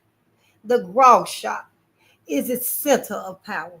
The safety of woman, of childhood, of the home is menaced in 1,000 localities at this moment, so that the men dare not go beyond the sight of their own roof tree. They bitch ass was lazy. Fucking losers. How little we know of all this, seated in comfort and affluence here at the North, descanting upon the rights of every man to cast one vote and have it fairly counted. That well-worn shibboleth invoked once more to dodge a living issue. That's how she feel going down south to visit. That black people were a problem, having too many babies, stressing white folks out. White folks just losing their mind, trying to keep up with these black people and the babies and stuff. And yeah, it was too much. That's what she was saying. The fact is that illiterate colored men will not vote at the South until the white population chooses to have them do so. And under similar circumstances and conditions, they were not at the North either. Here we have Miss Willard's words in full. That's what she said. She said the fact is that illiterate colored men will not vote at the South until the white population chooses to have them do so. And under similar circumstances, they won't vote in the North either. That's what her ass said. Here we have Miss Willard's words in full, condoning fraud, violence, murder at the ballot box, raping, shooting, hanging, and burning. For all these things are done and been done now by the Southern white people. She does not stop there.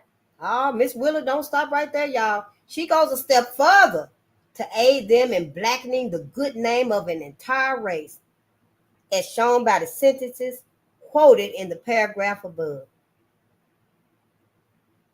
These utterances for which the colored people have never forgiven Miss Willard, and I don't either, in which Frederick Douglass has denounced as false, are to be found in full in the voice of October 23rd, 1890. A temperance organ published in New York City. I want to find it too. This letter appeared in the May number of Fraternity, the organ of the first anti-lynching society of Great Britain. When Lady Henry Somerset learned through Miss Florence Balgarnie, Balgarnie, Balgarnie, that this letter had been published, she informed me that if the interview was published, she would take steps to let the public know that my statements must be received with caution. As I had no money to pay the printer to suppress the edition, which was already published, this was idle. And these ladies did not care to do so. The May number of Fraternity was sent to its subscribers as usual. They got that bullshit. 3 days later, there appeared in the Daily Westminster Gazette an interview with Miss Willard, written by the Lady Henry Somerset, which was so subtly unjust in its wording that I was forced to reply in my own defense. In that reply, I made only statements which, like those concerning Miss Willard's voice interview, have not been and cannot be denied. It was as follows. And this is where we was at, but I went back to the first. Lady Henry Somerset's interview with Miss Willard. To the editor of the Westminster Gazette. Sir, the interview published in your columns today hardly merits a reply because of the indifference to suffering manifested. 2 ladies are represented sitting under a tree at Reigate, Reigate. And after some preliminary remarks on the terrible subject of lynching, Miss Willard laughingly replies by cracking a joke. And the concluding sentence of the interview shows the object is not to determine how best they may help the Negro who is being hanged, shot, and burned, but to guard Miss Willard's reputation. With me, it is not myself nor my reputation, but the life of my people, which is at stake. And I affirm that this is the first time to my knowledge that Miss Willard has said a single word in denunciation of lynching or demand for law. The year 1890, the tone in which the interview appears, had a larger lynching record than any previous year, and the number and territory have increased, to say nothing of the human beings burnt alive. Now, there was the lynchings. That was the lynchings. The burnings were a total different number, y'all. They were a total different number. That's why I remember when I think it was in this book we started reading. Because it was saying that the Southern law or poverty law or whatever it is, I guess it's them, had said that it was like 4,000 or 5,000 lynches, 400, close to 5,000 lynches. It was close over 10,000 lynches of black men. Not just lynching with the rope, but you got to add in lynching by rope, drowning, shot, strangle, burned at the stake. All of those differences constitute as lynchings. So it's more than what they've been telling us. Not to mention the lynchings that there were no bodies and that small numbers did. The missing, how we have a whole lot of our people missing today. It was the same then. Those that went missing and stuff were missing. Never to be seen and found again. Just like they disappeared. If so earnest as she would have the English public believe her to be, why was she silent when 5 minutes were given me to speak last June at Princess's Hall and at Holborn Town Hall this May? I should say it was as president of the Women's Christian Temperance Union of America. She is timid because all these unions in the South emphasize the hatred of the Negro by excluding him. There's not a single colored woman admitted to the Southern WCTU, but still, Miss Willard blames the Negro for the defeat of prohibition in the South. Miss Willard quotes from Fraternity, but forgets to add my immediate recognition to her presence on the platform at Holborn Town Hall, when amidst many other resolutions on temperance and other subjects in which she is interested, time was granted to carry an anti-lynching resolution. I was so thankful for this crumb of her speech presence that I hurried off to the editor of Fraternity and added a postscript to my article, blazoning forth that fact. Any statements I have made concerning Miss Willard are confirmed by the Honorable Frederick Douglass, late United States Minister of Haiti, in a speech delivered by him in Washington in January this year, which has since been published in a pamphlet. The fact is, Miss Willard is no better or worse than the great bulk of white Americans on the Negro questions. They are all afraid to speak out, and it is only British public opinion which will move them, as I am thankful to see it has already begun to move Miss Willard.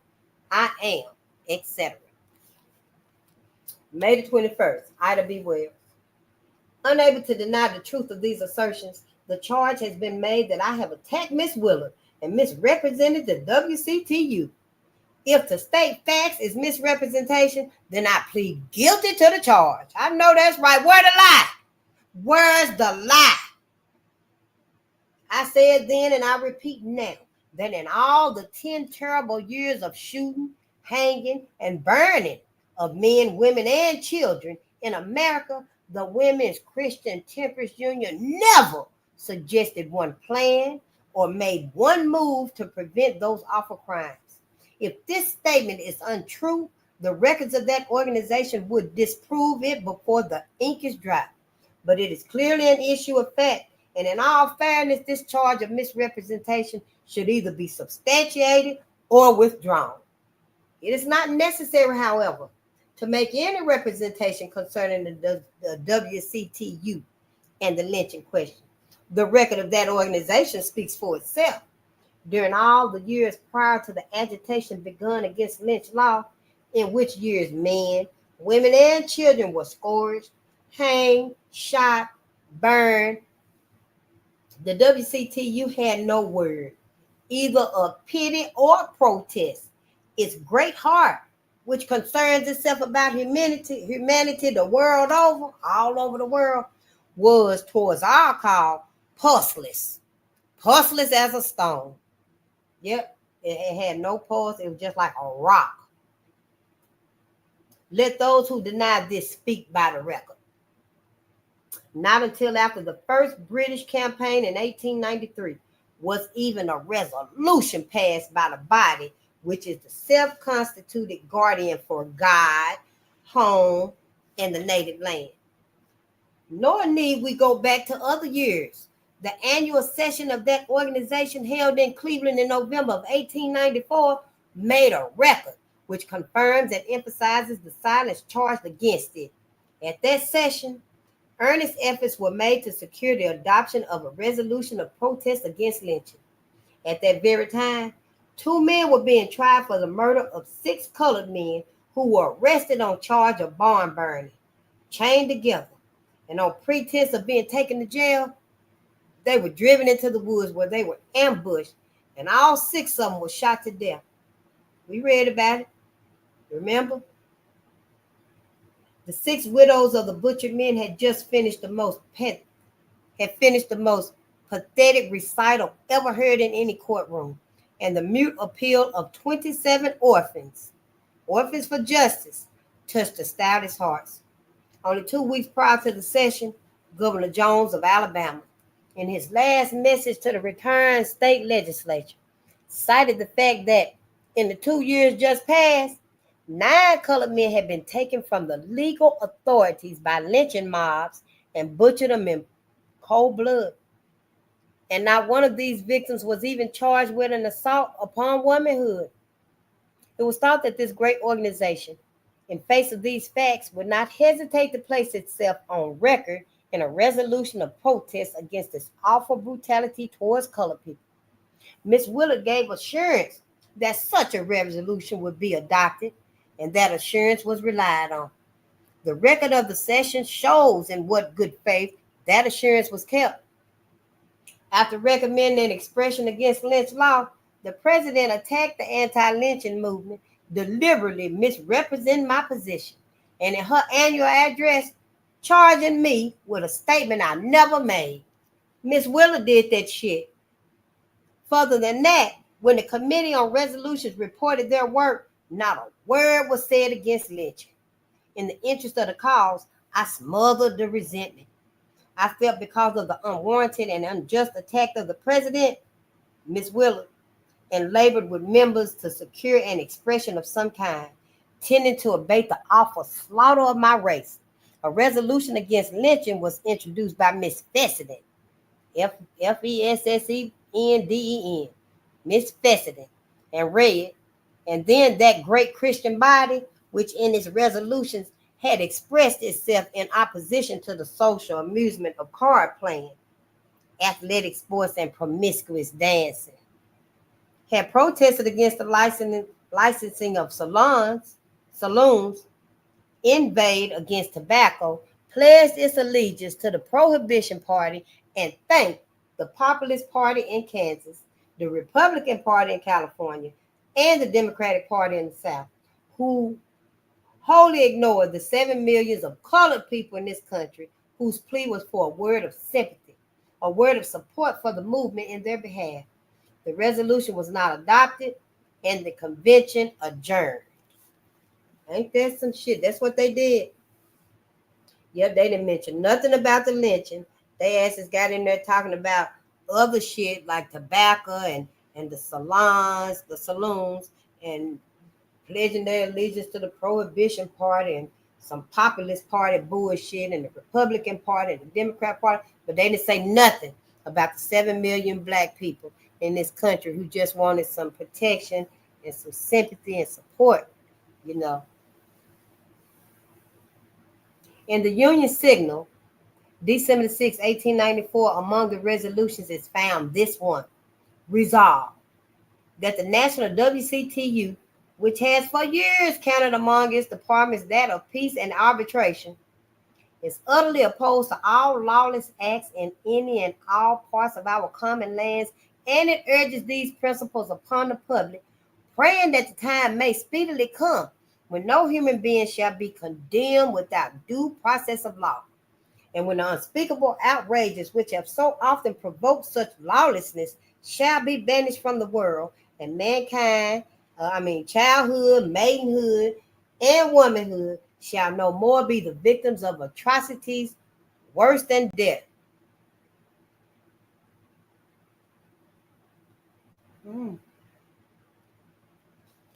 Let's read. This is not the resolution offered by Mrs. Fessenden.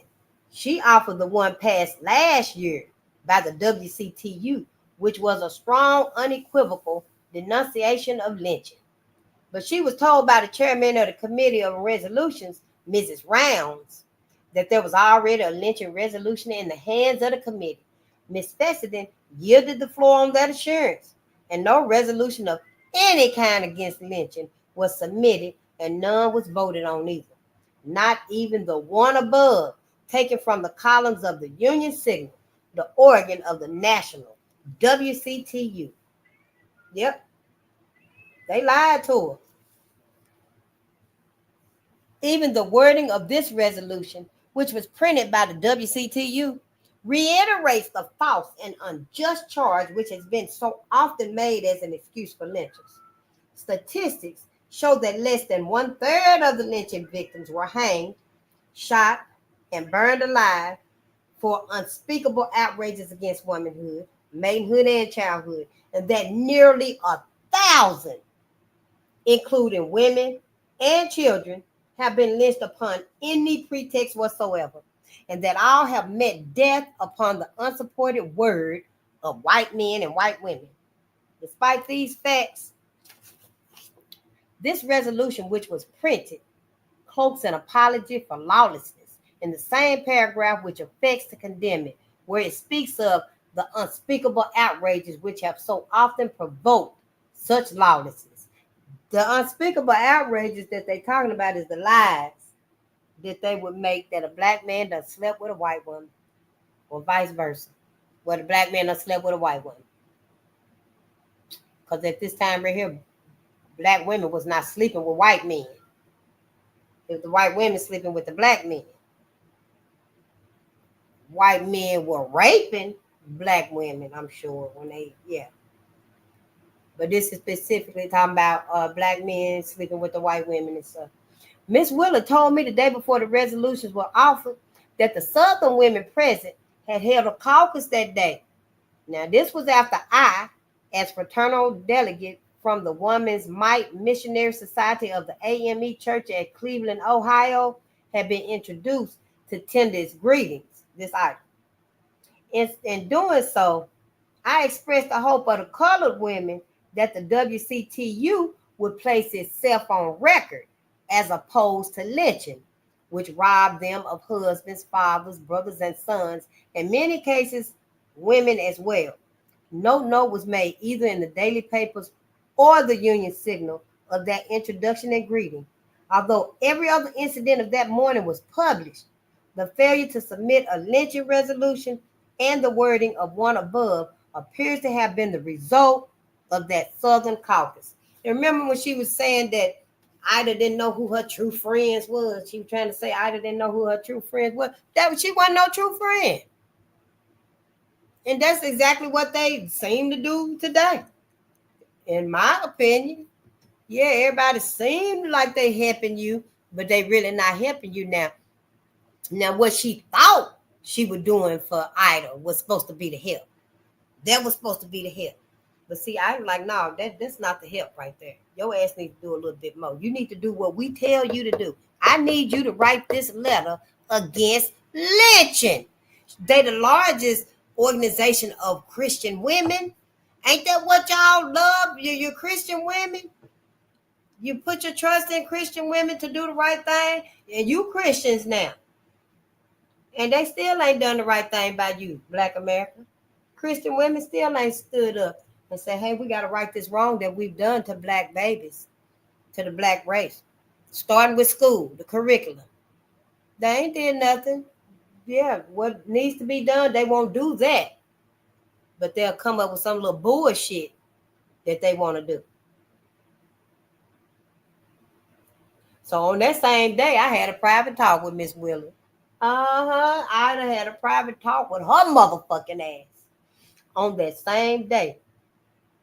On the same day, I had a private talk with Miss Willard and told her she had been unjust to me and the cause in her annual address, and asked that she correct the statement that I had misrepresented the WCTU or that I had put an imputation on one half the white race in this country. She said that somebody in England told her it was a pity that I attacked the white women of America. Oh, said I. Then you went out of your way to prejudice me and my cause in your annual address, not upon what you heard me say, but what somebody had told you I said. Her reply was that I must not blame her for her rhetorical expressions, that I had my way of expressing things and she had hers. I told her ass I most assuredly did blame her when those expressions were calculated to do such harm. I waited for an honest and unequivocal retraction of her statements based on hearsay. Not a word of retraction or explanation was said in the convention, and I remained misrepresented before that body through her connivance and her consent. Yeah, confront their motherfucking ass. The editorial notes in the Union Signal on December 6, 1984, however, 1894, however, contains the following. In her reputation of the charges brought by Miss Ida Wells against white women as having taken the initiative in nameless crimes against the races, between the races, Miss Willard said in her annual address that this statement put an unjust imputation upon half the white race. But as this expression has been misunderstood, she desires to declare that she did not intend a literal interpretation to be given to the language used, but employed it to express a tendency that might ensue in public thought as a result of utterances so sweeping as some that have been made by Miss Wells. Because this explanation is as unjust as the original offense, I am forced in self-defense to submit this account of differences. I desire no quarrel with the WCTU, but my love for the truth is greater than my regard for an alleged friend, and that wasn't in parentheses either.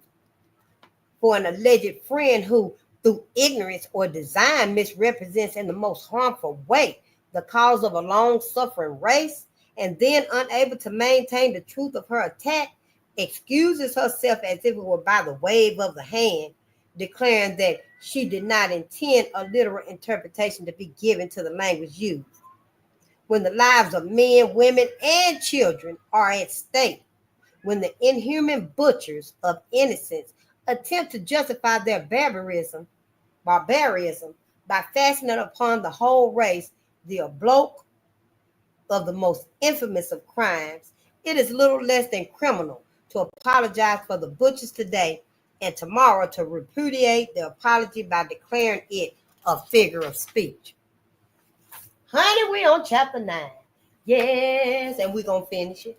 Yep. You can leave if you want to. I'll see you tomorrow or the next day, the next page. Yeah, I'll see you the next page. Chapter 9, Lynching Record for 1894. The following tables are based on statistics taken from the columns of the Chicago Tribune, January 1st, 1895. They are a valuable appendix to the foregoing pages. They show, among other things, that in Louisiana, y'all, on April the 23rd through April the 28th, 8 Negroes were lynched because one white man was killed by the Negro, the latter acting in self-defense. Only 7 of them are given in the list. Only 7. Near Memphis, Tennessee, 6 Negroes were lynched, this time charged with burning barns. A trial of the indictment resulted in an acquittal, although it was shown on trial that the lynching was prearranged for them. 6 widows and 27 orphans are indebted to this mob for their condition. And this lynching swells the number to 11 Negroes lynched in and about Memphis since March the 9th, 1892. In Brooks County, Georgia, December 23rd, while this Christian country was preparing for Christmas celebration, 7 Negroes were lynched in 24 hours because they refused or were unable to tell the whereabouts of a colored man named Pike, who killed a white man. The wives and daughters of these lynched men were horribly and brutally outraged by the murders of their husbands and fathers. But the mob had not been punished, and again, Black women and children are robbed of their protectors, whose blood cries unavenged to heaven and humanity. Georgia heads the list of lynching states.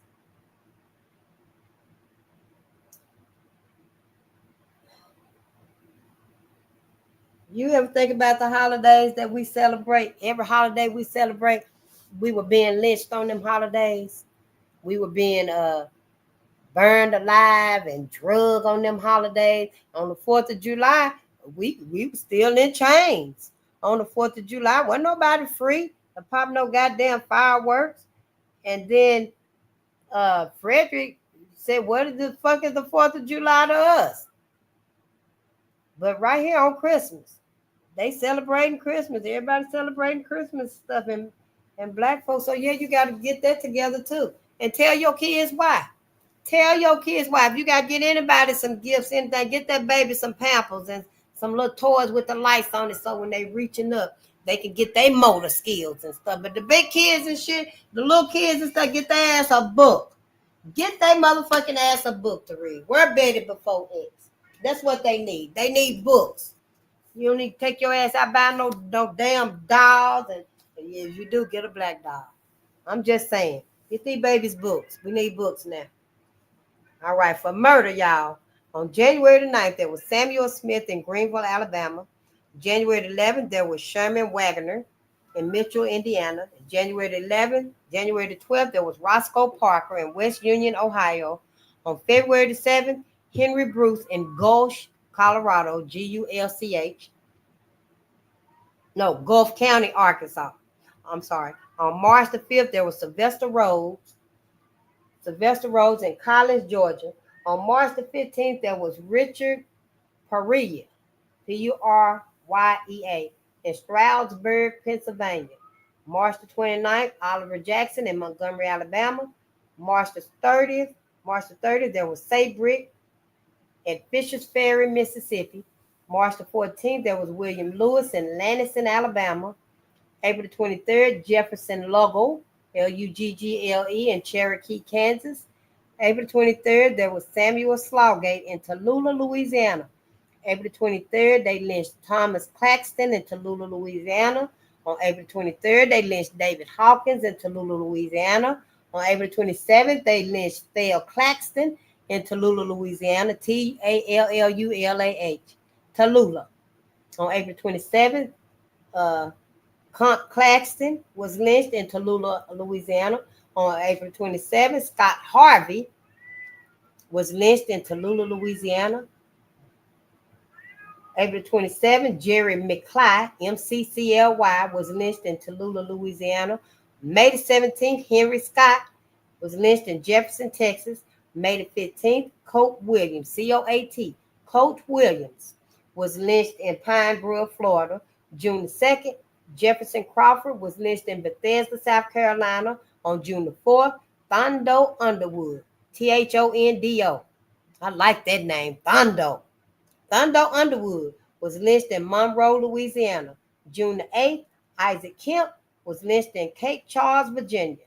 On June the 13th, Lon Hall, Lon, Lon Hall was lynched in Sweet House, Texas. On June the 13th, Bascom Cook, Bascom, Bascom Cook was lynched in Sweet House, Texas. On June the 15th, Luke Thomas was lynched in Biloxi, Mississippi. On June the 29th, John Williams was lynched in Sulphur, Texas. June the 29th, Ulysses Hayden was lynched in Monette, Missouri. July the 6th, first name blank, Hood, was lynched in Amite, Mississippi, Amite. July the 7th, James Bell was lynched in Charlotte, Tennessee. September the 2nd, Henderson Hollander was lynched in Elkhorn, West Virginia. September the 14th, Robert Williams was lynched in Concordia Parish, Louisiana. September the 22nd, Luke Washington was lynched in McGee, Arkansas. September the 22nd, Richard Washington was lynched in McGee, Arkansas. September the 22nd, Henry Robinson was lynched in McGee, Arkansas. November the 10th, Lawrence Younger was lynched in Lloyd, Virginia. December the 17th, unknown Negro was lynched in Williamston, South Carolina. December 23rd, Samuel Taylor was lynched in Brooks County, Georgia. December 23rd, Charles Frazier was lynched in Brooks County, Georgia. December 23rd, Samuel Pike was lynched in Brooks County, Georgia. December 22nd, Harry Sherrod, Sherrod, was lynched in Brooks County, Georgia. December 23rd, unknown Negro lynched in Brooks County, Georgia. December 23rd, unknown Negro lynched in Brooks County, Georgia. December 23rd, unknown Negro lynched in Brooks County, Georgia. December 26th, Daniel McDonald lynched in Winston County, Mississippi. December 23rd, William Carter lynched in Winston County, Mississippi. They all were lynched for murder, alleged murder. Whether it was self-defense, and they all were self-defense. For rape.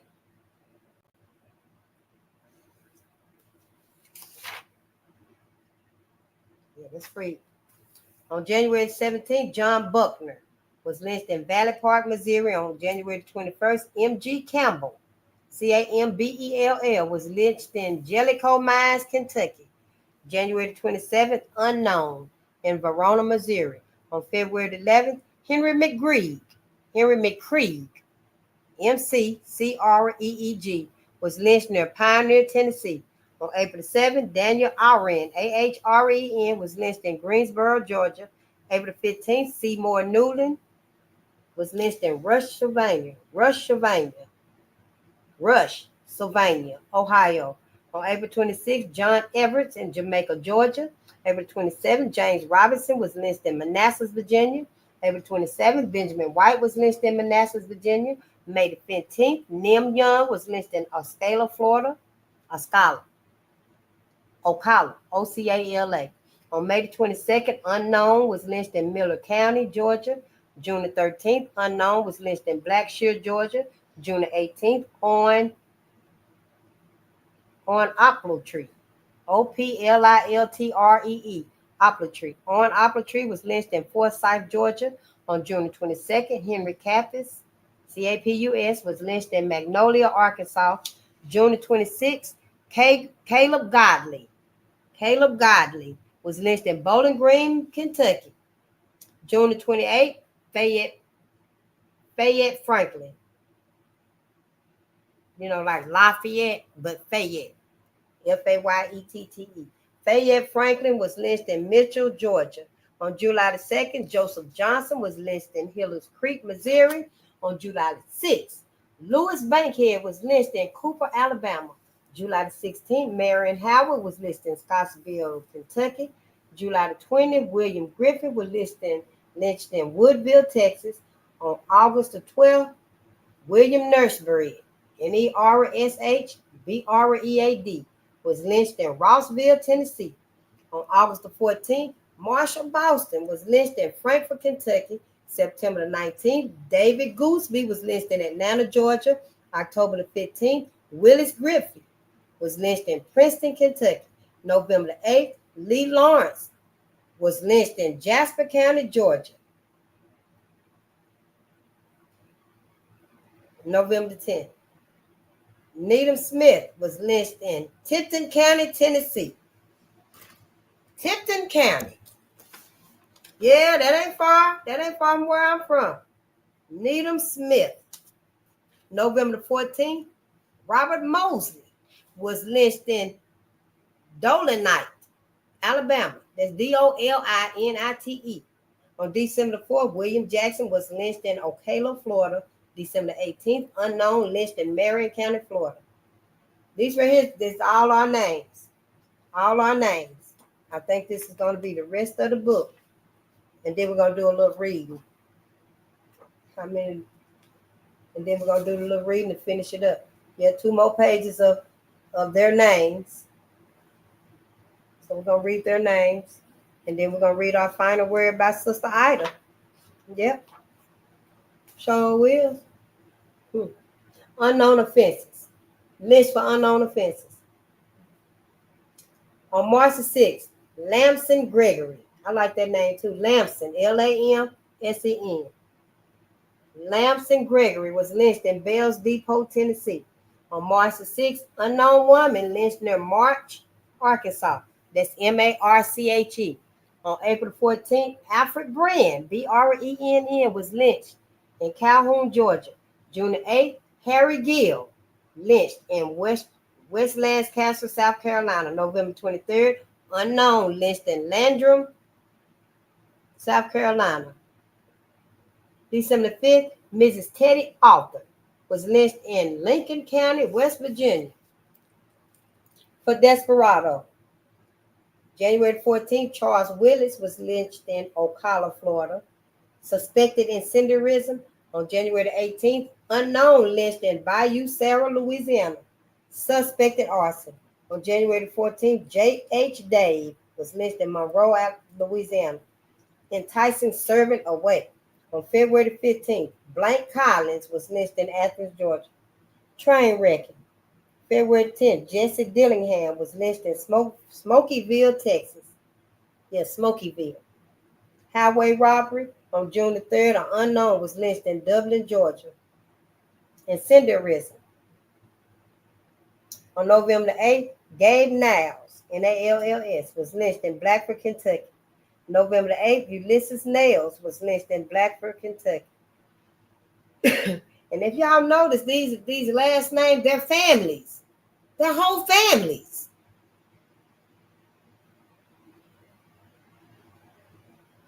For arson, on December 20th, James Allen was lynched in Brownsville, Texas. For assault, on December 23rd, George King was lynched in New Orleans, Louisiana. For no offense, on December 28th, Scott Sherman was lynched in Morehouse Parish, Louisiana. For burglary, on May the 29th, Henry Smith was lynched in Clinton, Mississippi. On May the 29th, William James was lynched in Clinton, Mississippi. Alleged rape. And a lot of them were from the same little towns.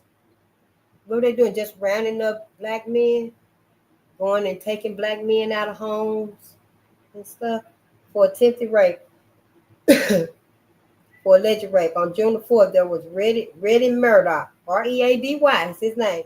Reddy Murdoch was lynched in Yazoo, Mississippi. We'll have to do some research on it to see if that was his real name, but I'm pretty sure it was. If it wasn't, Ida would have put it in here.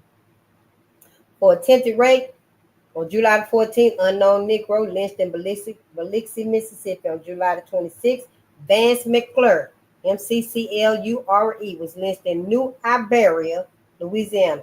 July the 26th, William Tyler was lynched in Carlisle, Kentucky. September the 14th, James Smith lynched in Stark, Florida. October the 8th, Henry Gibson was lynched in Fairfield, Texas. On October the 20th, Blank Williams was lynched in Upper Marlboro, Maryland. June the 9th, Lewis Williams was lynched in Hewitt Springs, Mississippi. June the 28th, George Linton was lynched in Brookhaven, Mississippi. June 28th, Edward White was lynched in Hudson, Alabama. July the 6th, George Pond was lynched in Fulton, Mississippi. On July the 7th, Augustus Pond was lynched in Tupelo, Mississippi. For race prejudice, on June the 10th, Mark Jacobs was lynched in Bentonville, Louisiana. July the 24th, an unknown woman was lynched in Sampson County, Mississippi, introducing smallpox.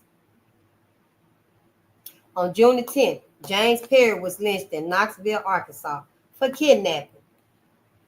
On March the 2nd, Lentige, Lentige, was lynched in Harlan County, Kentucky, for conspiracy. On May the 29th, J.T. Burgess, Burgis, was lynched in Palatka, Florida, Palatka, for horse stealing. On June the 20th, Archie Haynes was lynched in Mason County, Kentucky. On June the 20th, Bert Haynes was lynched in Mason County, Kentucky. On June the 20th, William Haynes was lynched in Mason County, Kentucky, for writing a letter to a white woman. On May the 9th, an unknown Negro was lynched in West Texas for giving information. On July the 12th, James Nelson was lynched in Abbeville, South Carolina, for stealing. January the 5th, Alfred Davis was lynched in Live Oak County, Arkansas, for larceny. On April 15th, Henry Montgomery was lynched in Lewisburg, Lewisburg, Lewisburg, Tennessee, for political causes. On July 19th, John Brownlee was lynched in Oxford, Alabama, for conjuring. On July the 20th, Alan Myers was lynched in Rankin County, Mississippi, for attempted murder. June the 1st, Frank Ballard was lynched in Jackson, Tennessee. I walked to Jackson before. Yep. We've seen a couple from Jackson.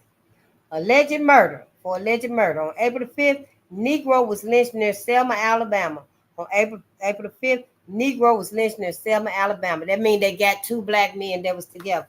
Or maybe they got them separately, but they lynched two black men near Selma. It wasn't the same black man. She got it in here twice, so it was two black men. For without cause. On May the 17th, Samuel Woods was lynched in Gate City, Virginia, without even a cause. No cause, no lie, no reason, just. Is that what happened when our people go missing and stuff? Some white person just.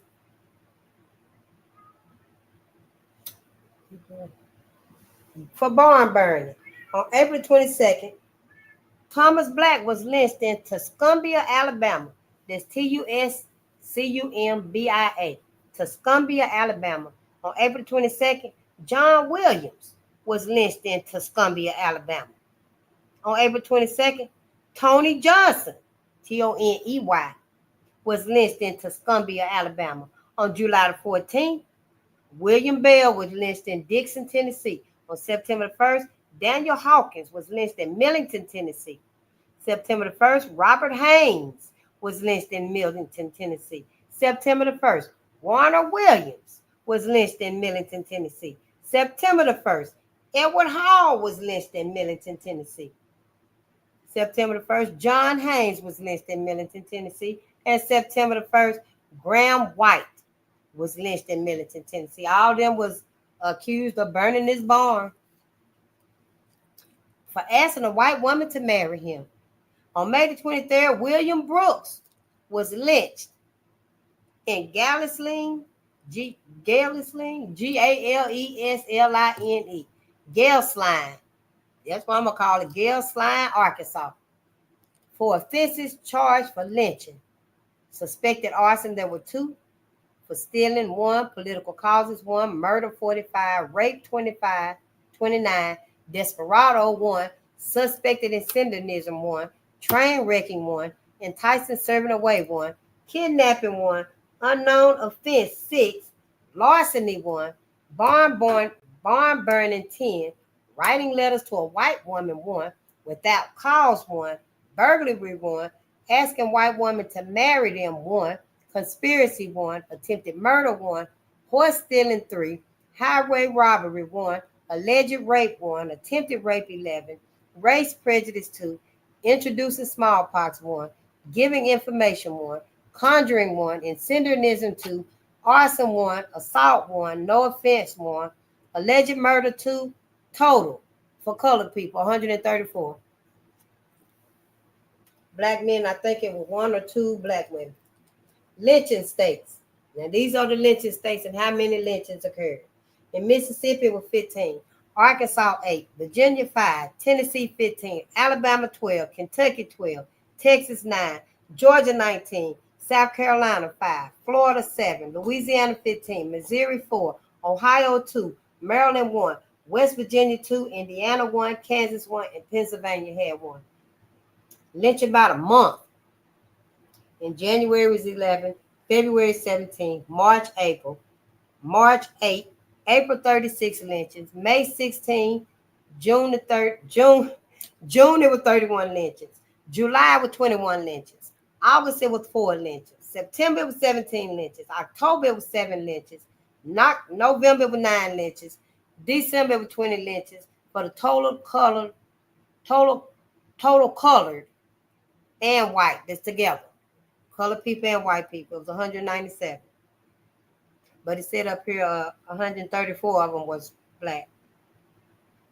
Of the women lynched, on July the 24th, there was an unknown woman, race prejudice, lynched in Sampson County, Mississippi. On March the 6th, there was an unknown woman, unknown offense, lynched in March, Arkansas. On December the 5th, Miss Teddy Arthur, unknown cause, was lynched in Lincoln County, West Virginia. Ooh, is this the last chapter? The remedy. Yep, this is the last chapter. It's the last prayer word. It's like the summary, the remedy, the cure, if you will. It is a well-established principle of law that every wrong has a remedy. Herein rests our respect for law. The Negro does not claim that all of the 1,000 black men, women, and children who have been hanged, shot, and burned alive during the past 10 years were innocent of the charges made against them. We have associated too long with the white man not to have copied his vices as well as his virtues. That's why we out here fucking crazy too. Everybody done lost their mind. Everybody that's out here committing crimes and stuff, hellish crimes, get it from the white man right here in this country. Who else the fuck teaching your ass people out here to be so heinous, anti-life? I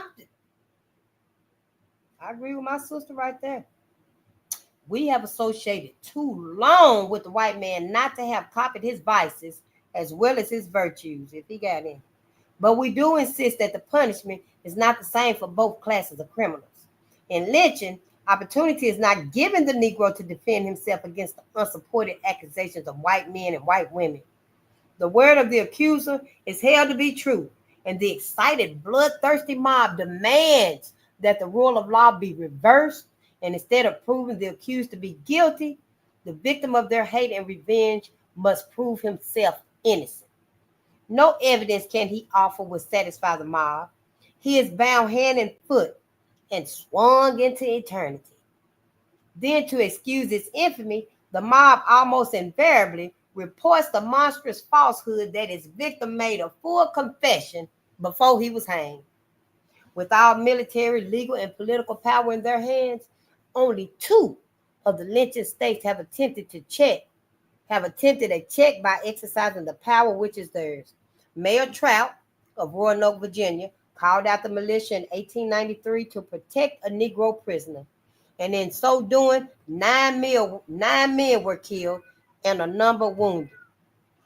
Remember when the when that mayor told them if they go any further, he was gonna shoot, and they did, and they shot him. Then the mayor and militia withdrew, left the Negro to his fate, and he was promptly lynched. So after they tried to protect him and kill some white men, they left, and he was lynched. The black man was lynched anyway. The businessmen realized the blow to the towns were given light sentences, the highest being one of 12 financial interests, called the mayor home. The grand jury indicted and prosecuted the ringleaders of the mob.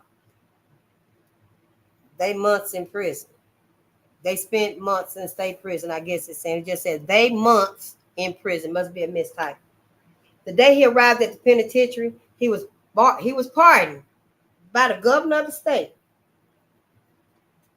The only other real attempt made by the authorities to protect a prisoner of the law, of which was more successful, was that of Governor McKinley of Ohio, who sent the militia to Washington Courthouse Washington Courthouse O. I never realized what that O was. In October 1894, and 5 men were killed and 20 were wounded in maintaining the principle that the law must be upheld. In South Carolina, in April 1893, Governor Tillman aided the mob by yielding up to be killed, a prisoner of the law who had voluntarily placed himself under the governor's protection. Public sentiment by its representatives has encouraged lynch law, and upon the revolution of this sentiment we must depend for its abolition. Therefore, we demand a fair trial by law for those accused of crime and punishment by law after honest conviction. No maudlin sympathy for criminals is solicited, but we do ask that the law shall punish all alike. We earnestly desire those that control the forces which make public sentiment to join with us in the demand. Surely the humanitarian spirit of this country, which reaches out to denounce the treatment of the Russian Jews, the Armenian Christians, the laboring poor of Europe, the Siberian exiles, and the native women of India, will not longer refuse to lift its voice on this subject. Prosperity. If it were known that the cannibals or the savage Indians have burned 3 human beings alive in the past 2 years, the whole of Christendom would be roused to devise ways and means to put a stop to it. Can you remain silent and inactive when such things are done in your own community and country? It's your duty to humanity in the United States less binding. What can you do, reader, to prevent lynching, to thwart anarchy, and promote law and order throughout our land? And listen, reader and listener. That's what Ida asked. What can you do, reader? And I'm saying listener too. To prevent lynching, to thwart anarchy, to promote law and order throughout our land. Teach about it. That's what we can do. Teach about it. Get your book. First, I'm just saying, she got us, she giving us her summary, what we need to do. Number 1, you can help disseminate the facts contained in this book by bringing them to the knowledge of everyone with whom you come into contact with, to the end of that public sentiment may be revolutionized. Let the facts speak for themselves with you as a medium. Number 2, you can be instrumental in having churches, missionary societies, WMCAs, WCTUs, and all Christian and moral forces in connection with your religious and social life. Pass resolutions of condemnation and protest every time a lynching takes place. and see that they are acts, and see that they act sent to the place where these outrages occur.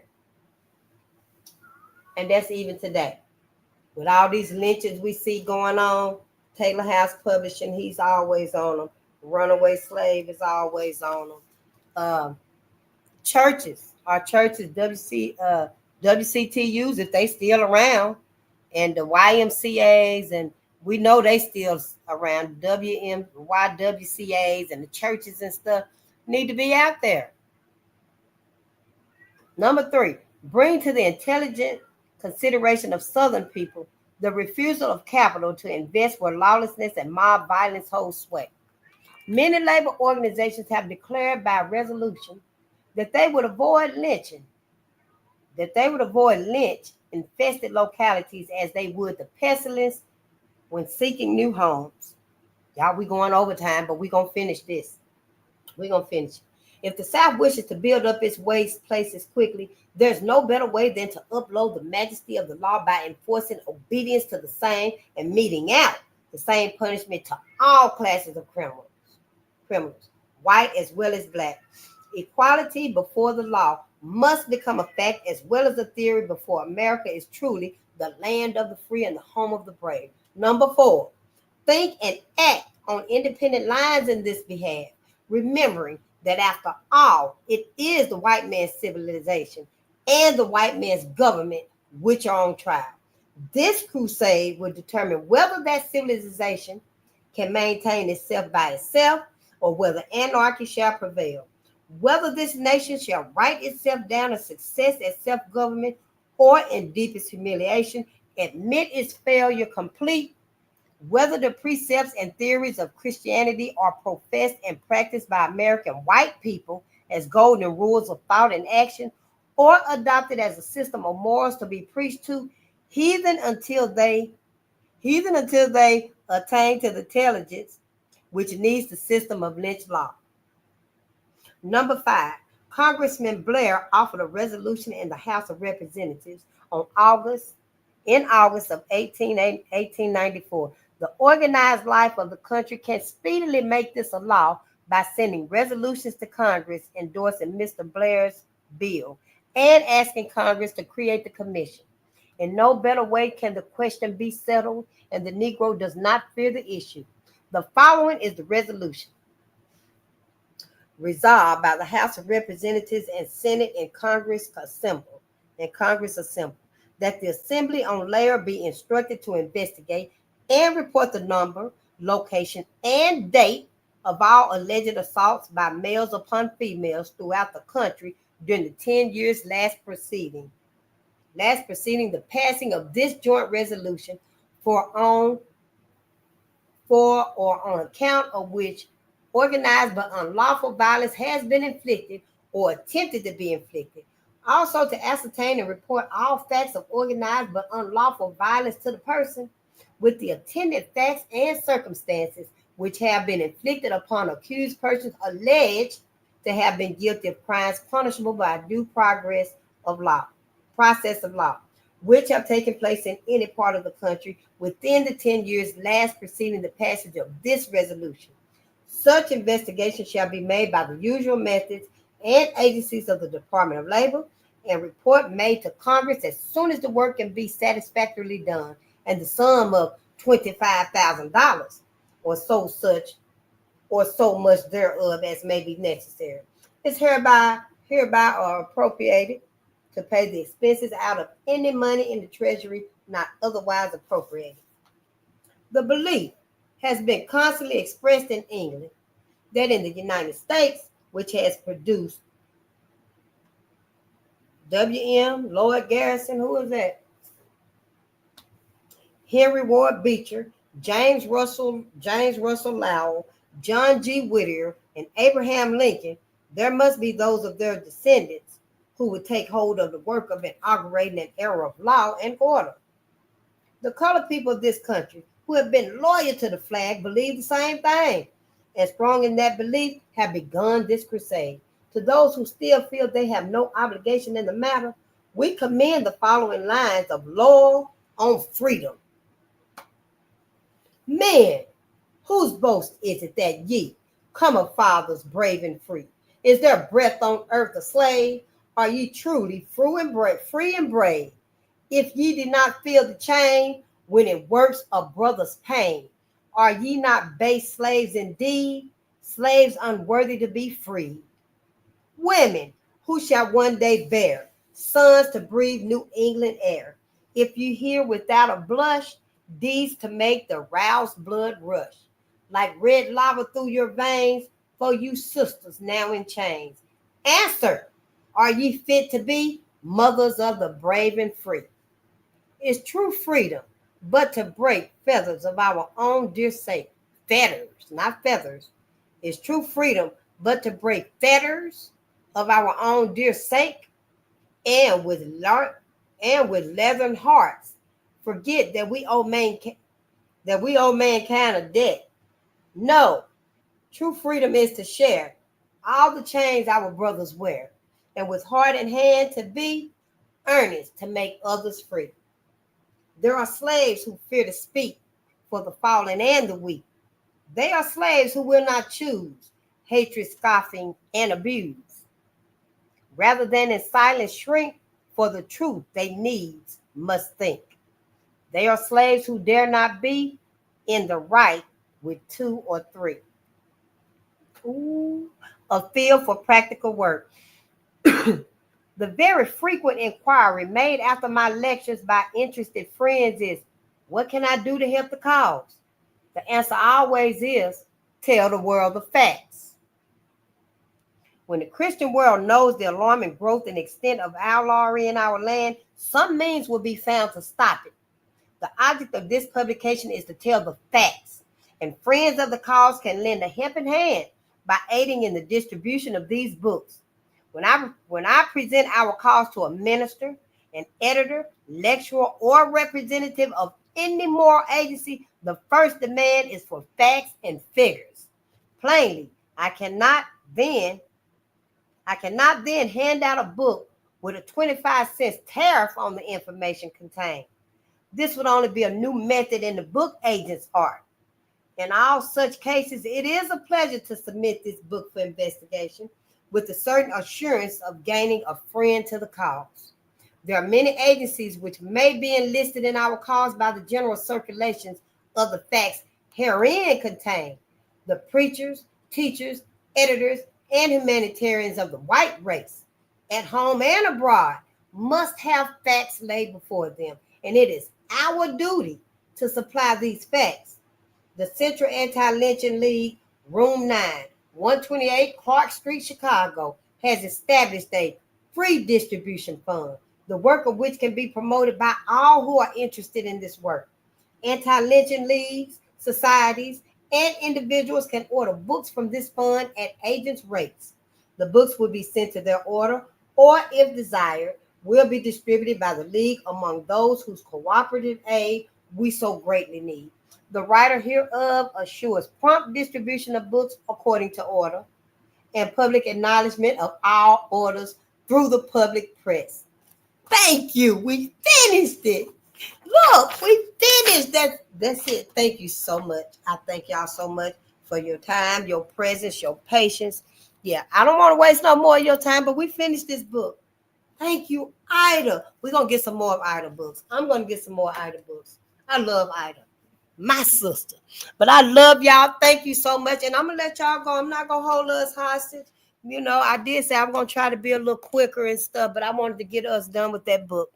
Yes. Thank you so much. Thank you, Layla. And you so welcome, J.R. Meadows. I love you, my family. Kenny's Unholy Grail. 1. Yeah. American Copper, Dragon Child. Hey, American, it's good to see you. And Victor Medici. And some of these punk ass mulatto people are snakes too, saying that we not they people. We sure ain't, madam. I love what you do. Black people need this knowledge. You welcome. You so welcome. Well, them mulattoes and stuff, you know, I don't know. It's gonna be an individual thing with all of us and stuff. I really don't have them in my family and stuff. I don't know. It's gonna be whose side they take off of. I know all I can say at this point is get your kids. your mulatto kids, your mixed kids and stuff. When the shit hit the fan, get your kids. If they ain't resonating with you and the black family, you might have to send them on over there with the mama and the white family and stuff. If they over there and they acting like Miss Willard now, then yeah, they gone. They lost. Your ass got with the wrong goddamn woman. You're going to have to send them kids over there, or the wrong man. You're going to have to send them kids over there with their white side of the family, because that's who they resonate with. Ain't no need in trying to force them and you trying to teach them and wake them up, because that's just going to give them the option to infiltrate our motherfucking asses. So, y'all going to have to come up on that on y'all own and stuff. That's going to have to be a personal, individual, I don't know, distinguishing for all of that, because we weren't supposed to do all this mingling and marrying and procreating and shit. Now our motherfucking asses can't tell who's who. So yeah, but on the onset, get your kids. Yeah, but I love y'all and I thank you so much. And I do got to go out tomorrow and take care of some things. I'm gonna try to be back for 12 o'clock though. And then with Powernomics, I have been thinking, do I want to just stay regulated at 12 o'clock? Because 12 and 12, maybe I just keep it like it is. I don't know. Maybe I just keep it like it is and stuff and just try to get myself better. But I love you and I thank you. And go home. Well, you at home, hopefully. But process this. I don't want to ever forget to say it, especially during our night readings, because it is very traumatic. Some of it can be really graphic, and then you might be remembered and stuff, but just process it. Process it so you go ahead and get it off of you and stuff. That way you won't have it lingering around you. And when something go wrong or awry and stuff, you ready to slap a motherfucker and knock a motherfucker out. So process this, because we reading this, we learning this so we can heal through it. We need to heal through it. I love you, and again, thank you. And I love you too.